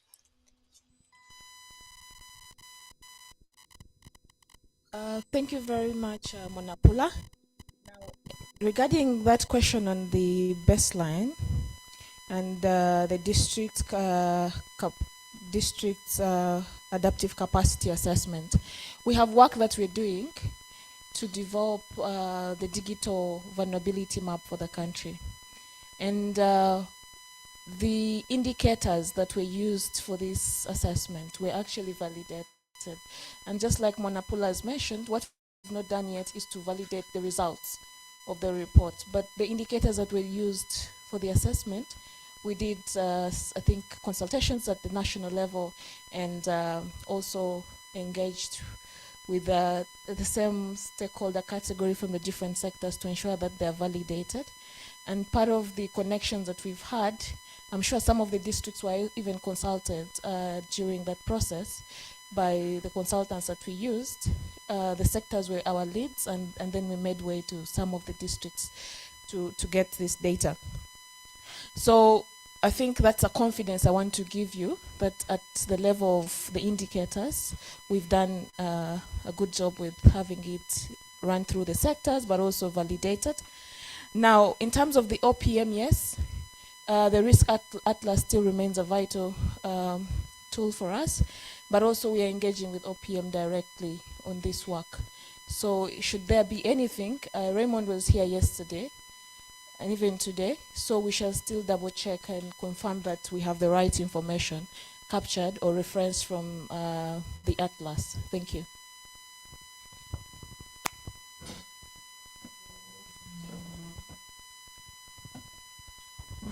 Thank you, Scovia. We'll be moving on to the next presentation. However, from the desk behind, they need to see the team from Bududa, Ntoroko, Kibale, and Buikwe are urgently. Kindly make your way there. So over to you, Commissioner. So the first presentation has been done. I have a proposal. I think if you agree, I'm looking at time, and we have some group work of 1 hour to finish.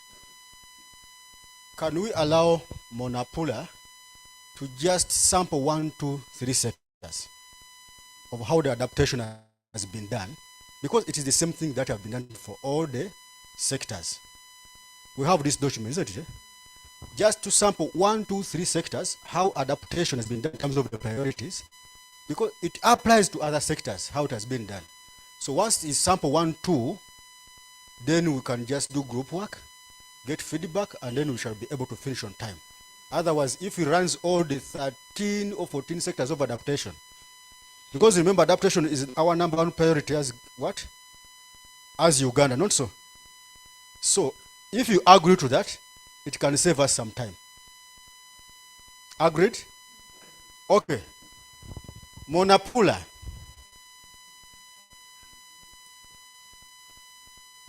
Monapula, can you hear us? Yes, I Can can she hear hear us? you. Can Yes, you hear no, us? I can hear you. Yes, I can hear you. So the proposal here is that adaptation has about 14 sectors in terms of priorities down, and then we have group work of 1 hour maximum. So I think we can just sample 1, 2, or 3 sectors, how these adaptation interventions have been crafted. Then the rest, people will discuss in the group work, and then you get feedback, we'll be able to finish on time. Because after all, they are the same thing that you'll be, even when you present, they will look at them in the groups. Okay, you can just sample sectors of your choice, 1, 2, 3, then we break for group and we do, then we'll be able to finish on time. Thank you. Okay. So let me just go back to sharing my screen.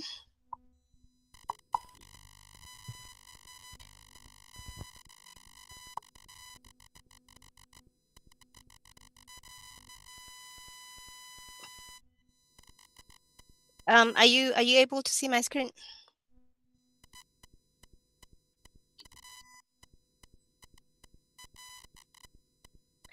So so Yes, we can adaptation see. okay, so we can start. Adaptation component covers about 14 sectors with about 66 priority adaptation measures, together with national commitments on loss and damage.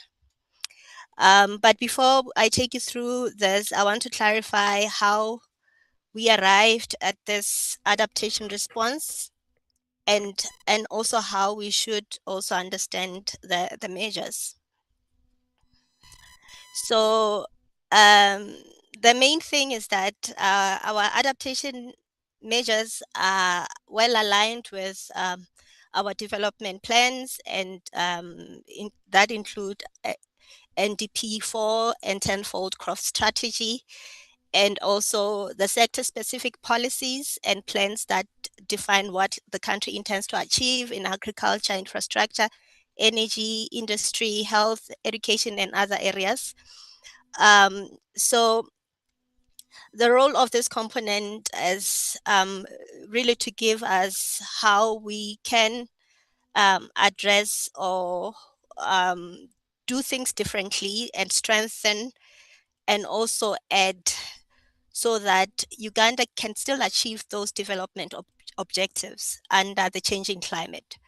So I think it's important to understand that we may not find in these adaptation measures copy and paste of the strategies, but rather we should find what has been added to allow us to achieve the development objectives that had been set under the strategies under the changing climate. I think that's the most important thing. So what I will do then is go straight into showing you few of these adaptation options, and then understand how they have been shaped, and then how we should understand them, how we should interpret them.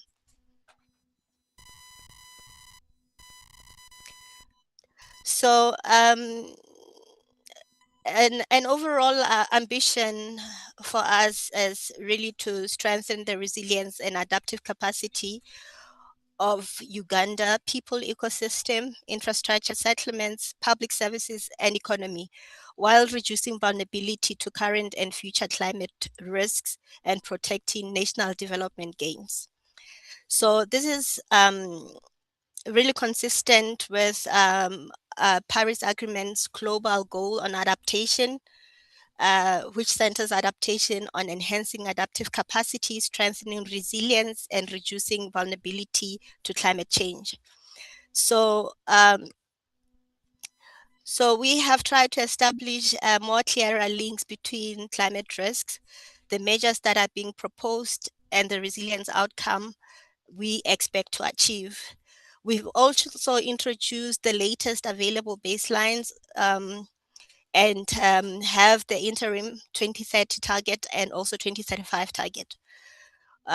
We've tried to move towards having outcomes that can easily be monitored by including more specific targets in more specific indicators. For example, it is useful for us to know that infrastructure was built or that people were trained, but from adaptation perspective, we ultimately also need to know whether vulnerability is declining, or whether services remain functional during climate events, or whether ecosystems are being more resilient, and whether climate-related disruptions have reduced.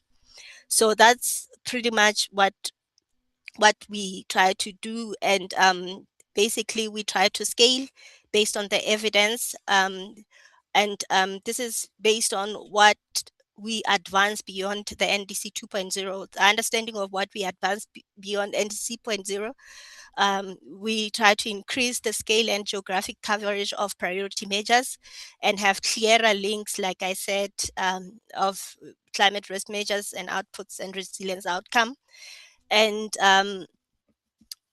have baselines that are time bound and targets that are time bound. And also in a situation where we are unable to, or we were not able to establish the baseline, there has been a provision to establish that baseline within a year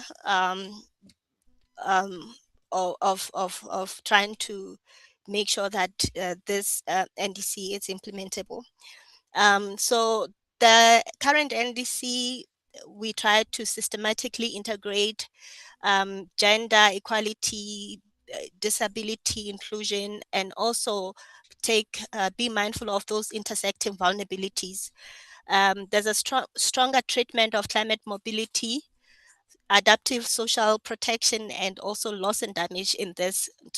So in this NDC. So how every measures is classified, as we have the conditional ones that are domestic delivery, and then we have unconditional ones that are domestic delivery, and thus we also have conditional. This needs international support.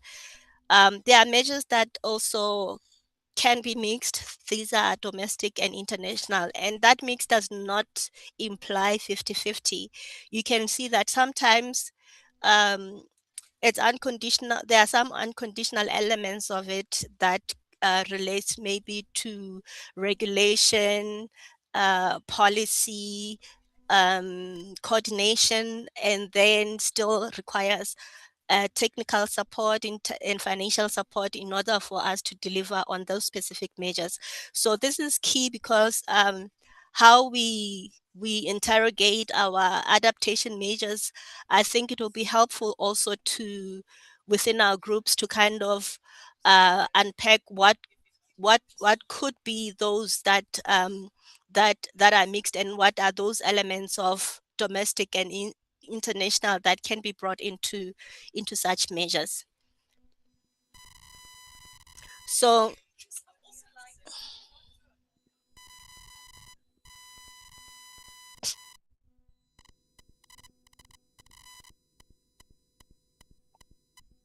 if we look at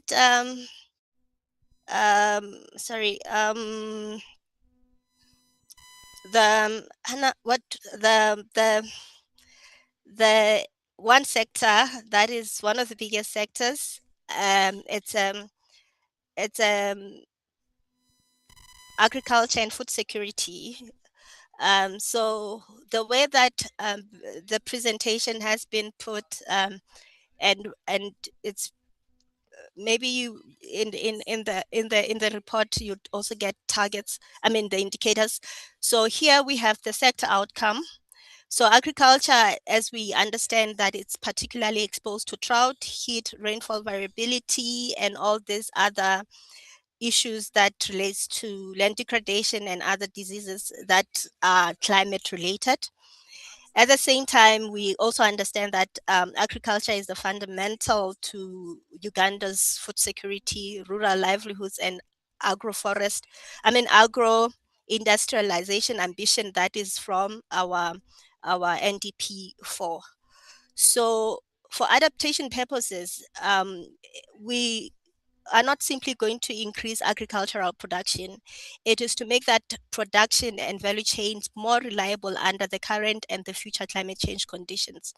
So in this measure, in this sector, we have about 6 measures, therefore, that focus on climate smart agriculture, sustainable land management, resilient irrigation, water harvesting and production,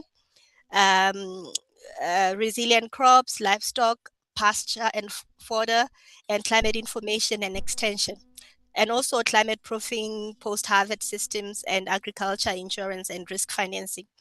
So like we said that we had Hello, Mona. yes, okay, that we have we've brought a concept of conditionality to understand what is it that is possible to be done unconditionally, and also those that are conditional and also mixed. But with agriculture, you can see that the majority of measures that had been identified are mixed and conditional, meaning the large part of it requires support. There's a large scale Nakula. irrigation. Hello? Yes, yes. Oh, we have lost power a bit. Maybe you'll pause a bit as the team gets back on.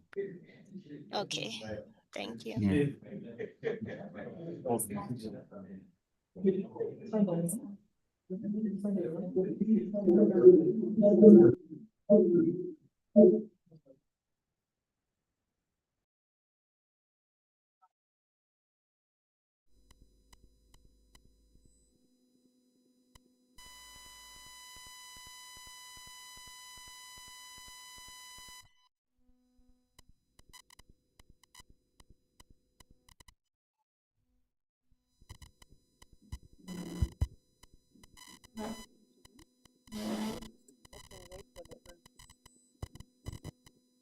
Sorry, Moho, we had a bit of a hitch with the power, but it's back. So just waiting for the screen to come on and then we can proceed.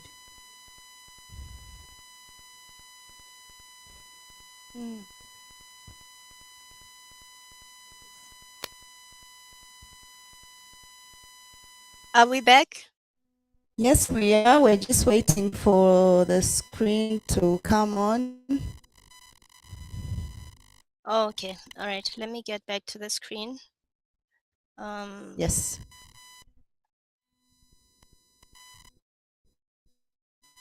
Yes, it's now okay. Please proceed.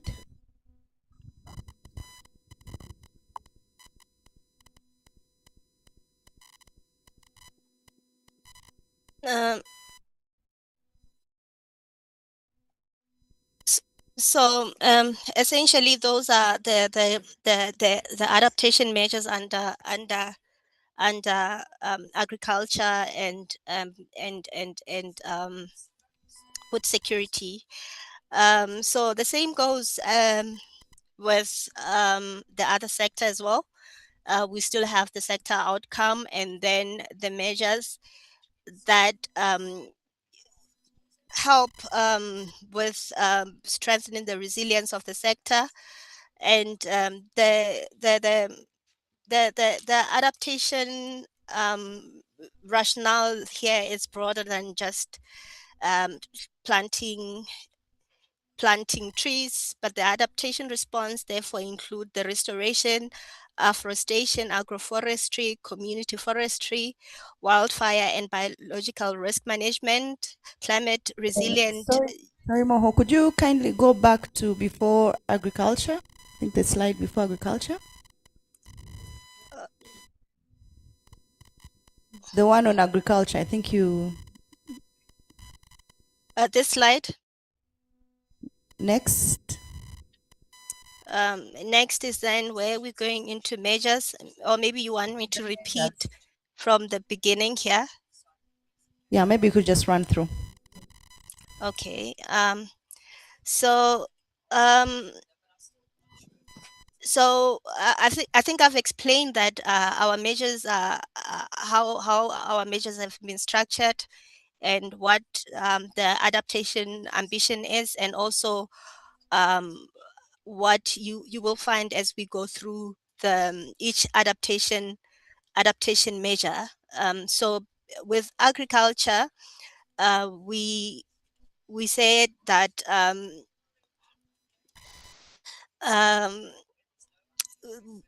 here we have the sector outcome, and then out of that sector outcome, then we have about 6 priority measures that centers around areas of climate smart agriculture, sustainable land management, resilient irrigation, water harvesting, production, and resilient crops and livestock, pasture and fodder, climate information and an extension, and also climate proofing the post-harvest system, and agricultural insurance and risk. So these are essentially what the measures would be covering. And all these measures are mostly conditional with mixed. And mixed meaning that they are large scale and water system measures that are conditional, because achieving this requires large substantial capital investment, and also they are those that can be done with some of the activities within being conditional, unconditional, and those that can be unconditional as well. So that's what I think I covered before we get cut off. I don't know if maybe I can move on to the next sector. Yes, please, you can move on. So with forest, the forestry adaptation rationale is broader than just simply planting trees. We understand that forests themselves are vulnerable to drought, wildfire, pest, disease, invasive species, and also they can provide resilience to other sectors by regulating water, protecting soil, supporting livelihoods, and buffering temperature and maintaining ecosystem services. These are the more adaptation-oriented benefits of forestry sector. So the response therefore includes ensuring that restoration and afforestation happens, agroforestry and community forestry, wildfire and biological risk management, climate resilient germplasm and research, and stronger forest governance and information management and systems. So we also have here conditionality, and most of them they are mixed. So the domestic ownership of forest governance and management with international support that enables the scale and technology required for resilience. So that is the whole concept behind. And then we can move on to fisheries and aquaculture as well. So these are the measures. Fishery and aquaculture measures therefore address breeding areas, riparian ecosystems, climate-proof landing sites, and warnings, resilient water pond aquaculture, and resilient cage and aquaculture and livelihood diversification. So the measures as well, they are mixed with conditional and unconditional.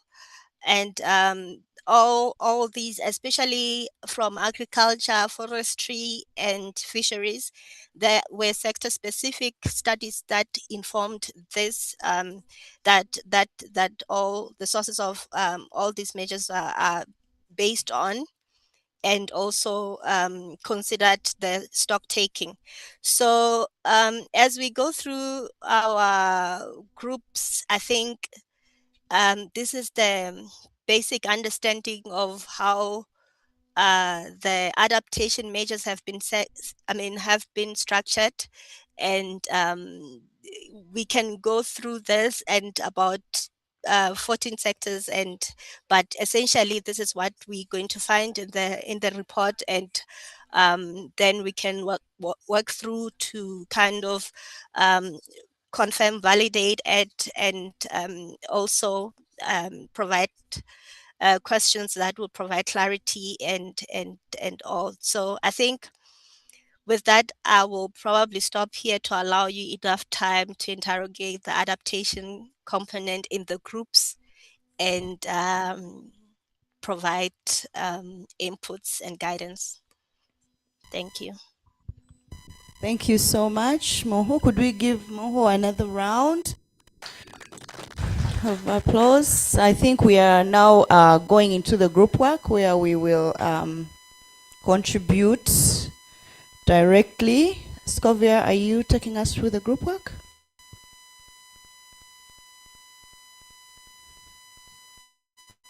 So evidence on how we are taking it. Thanks. Thank you very much.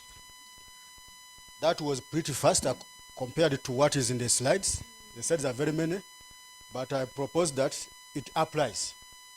Moho, just leave one slide there just to comprehend as the projecting the group work here. So we are going to do group work. Out of the 14 subsections, we have decided to merge sections. Those who have similar interests, some have similar interests. So that will form about six groups. So can you, what is this thing?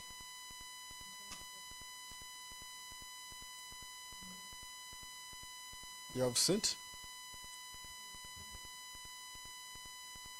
So what we're going to be doing in group work, before you go into that, like we did yesterday, I think for this one, we may need to look at the entire thing. As you could see, we see the intervention, if it can help us to reduce the vulnerability, increase adaptive capacity, and resilience. That is the thing, isn't it? Is the intervention helping us to respond to the climate hazard, reduce vulnerability, increase adaptive capacity and resilience, isn't it? In those sectors, that's what we're checking out. Then we shall need to look at the proposed interventions, the baseline. It is really very important. The target for 2030, target for 2035, okay? And then the conditionalities. So what is our current baseline? What is target for 2030? And then the question that we were asking yesterday, one of the questions, when are we starting to implement this NDC? You remember the question that we asked yesterday? We said that we are starting to implement this NDC starting 2030, 2035. So the question is that, why do we have target for 2030, yet we are starting to implement our NDC 2030, 2035? Okay? So perhaps maybe Monapla, you can guide on to that. But the target for 2035, I think for us is very key, isn't it? Now, starting from which baseline? The baseline cannot be over 2030 because we are not yet there, isn't it? It should be maybe perhaps now, isn't it? The baseline cannot be for 2035. We are not yet there. Many things will have changed, isn't it? So we need some bit of guidance in that direction as we formulate the groups. Monapla, I think you have heard. Hello? Yes, can you hear me? Yes, please. As we go into group works, we need that guidance.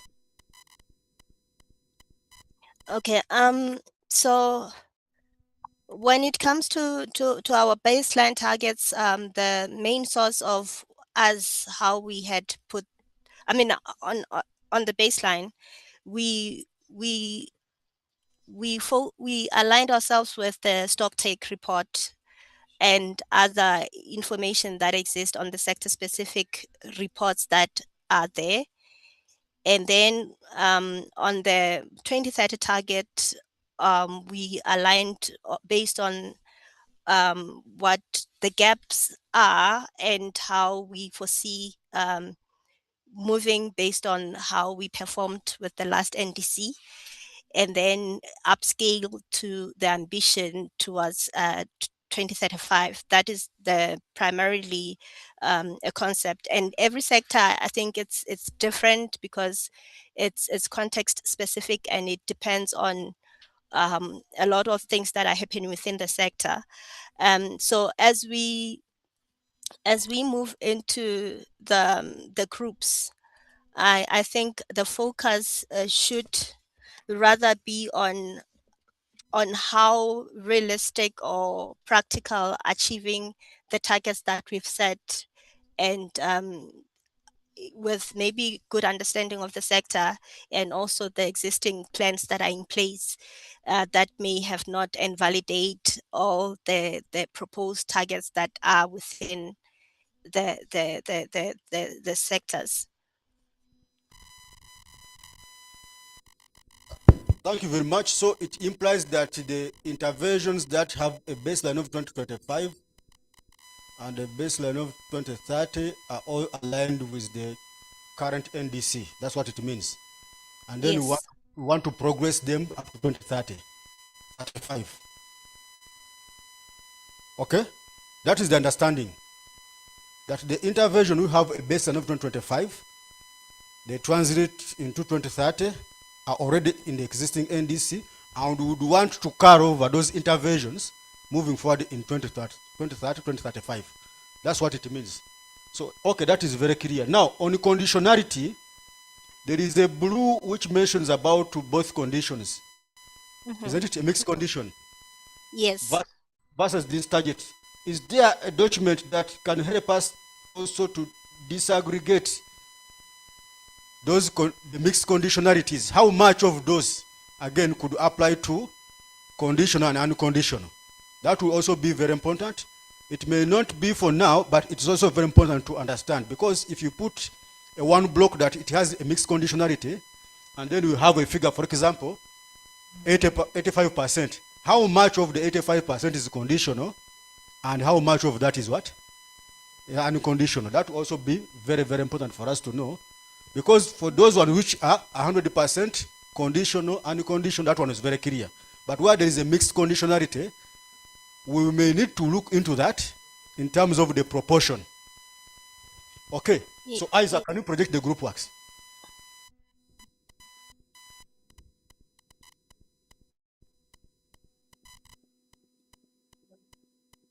Okay, so we have about 4 groups.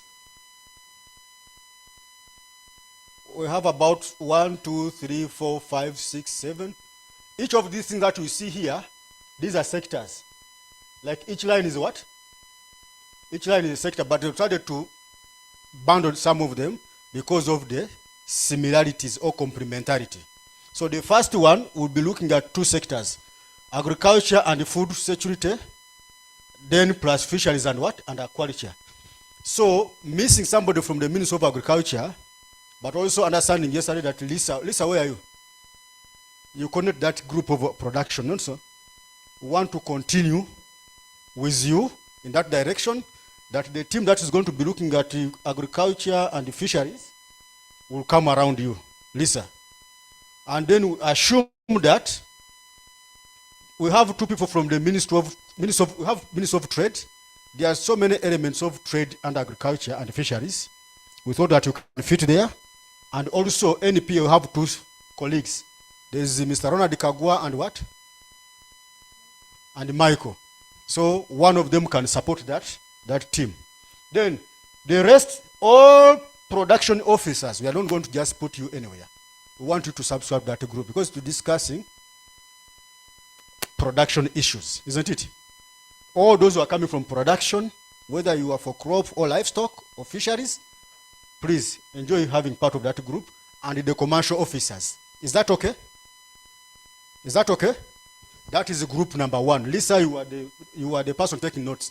Group number 2 is the forestry. There is a component under forestry. There is a component under ecosystem and biodiversity. And then there is a sector called tourism. These are different sectors in the NDC. But we think that they have a lot of complementarity. Wanted to make it one group, they discuss, isn't it? And this one, we think that Wamai, where is Wamai?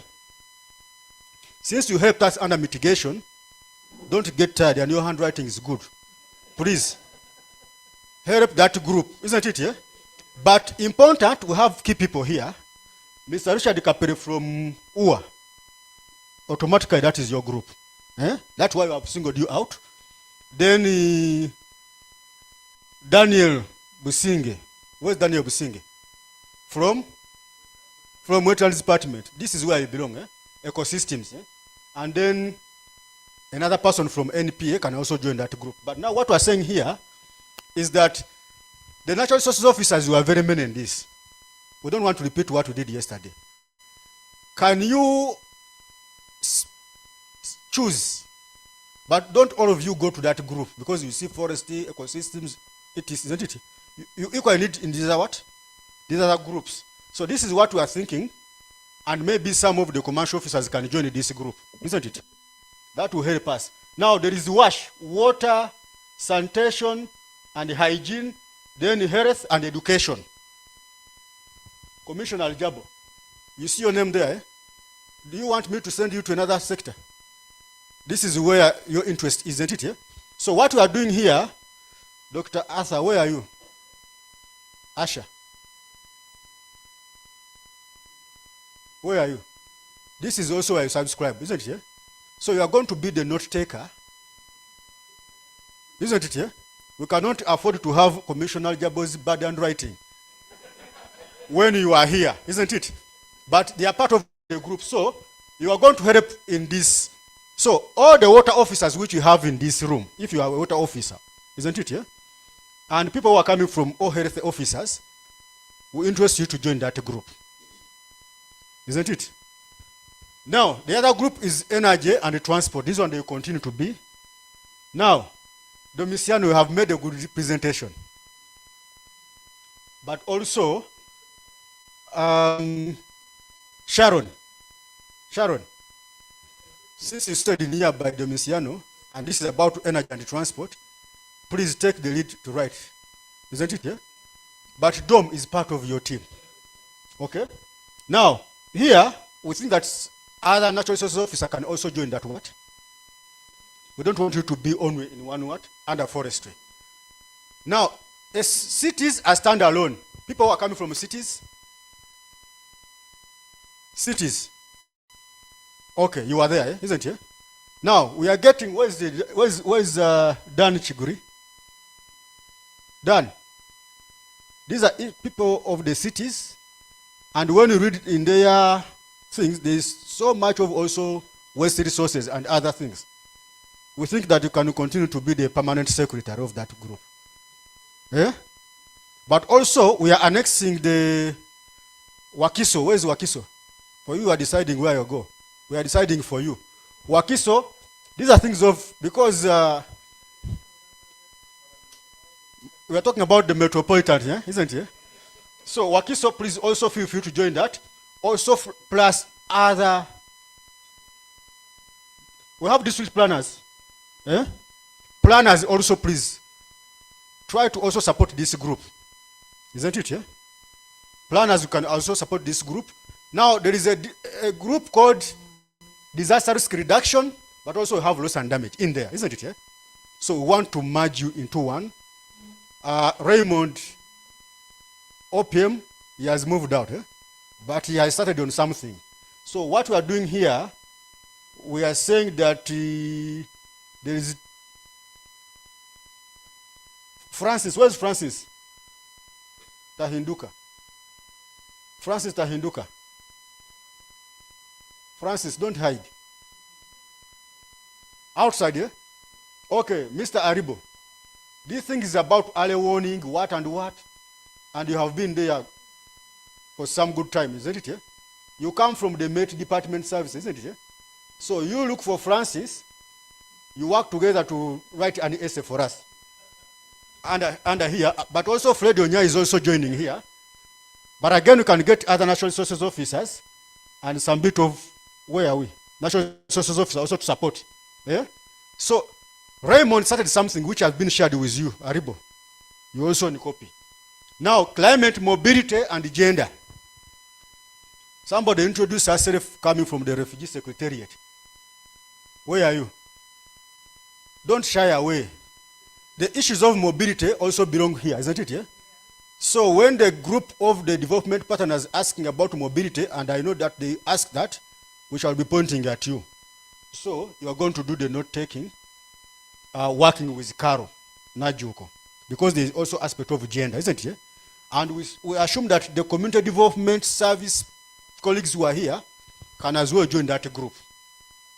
Is that proper allocation? Yeah? Okay.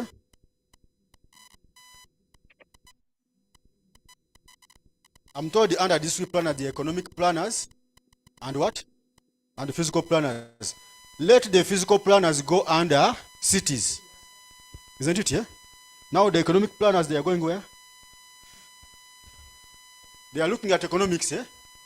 Can they support us here and here? Isn't it? Yeah? Because this is where you get revenue. Yeah?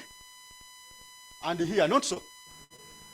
Can those who are economic planners also support us that side? I don't see the manufacturing industry and mining listed on that Are you sure? table. Yes. How come? But we have a section there. Manufacturing and industry. Do you want to discuss alone? Where do you put manufacturing? Now, why don't you come and join with these people here? Energy transport. Eh? That's okay. Energy and transport. Yes. That would mean that under the first sector, I would not be able to be part of it. But we have elements there that are trade related.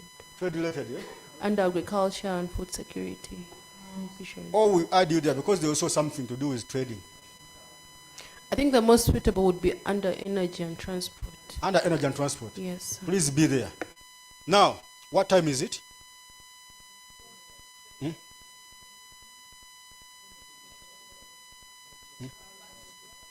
Yeah, but the rest of you, I think, we have engineers here.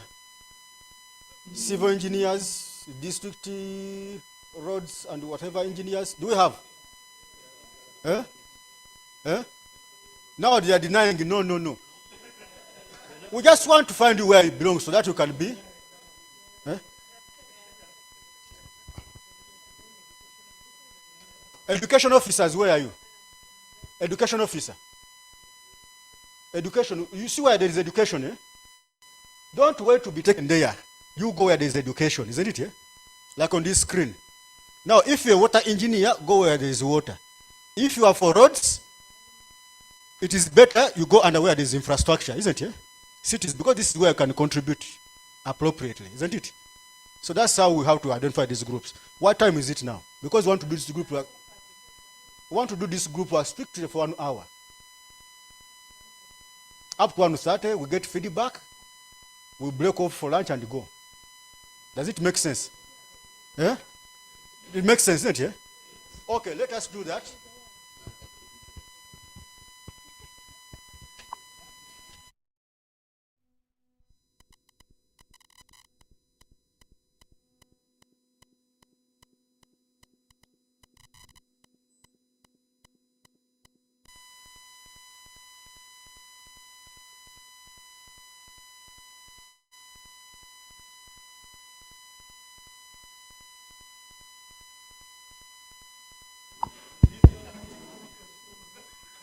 There is somebody who forgot his phone or her phone.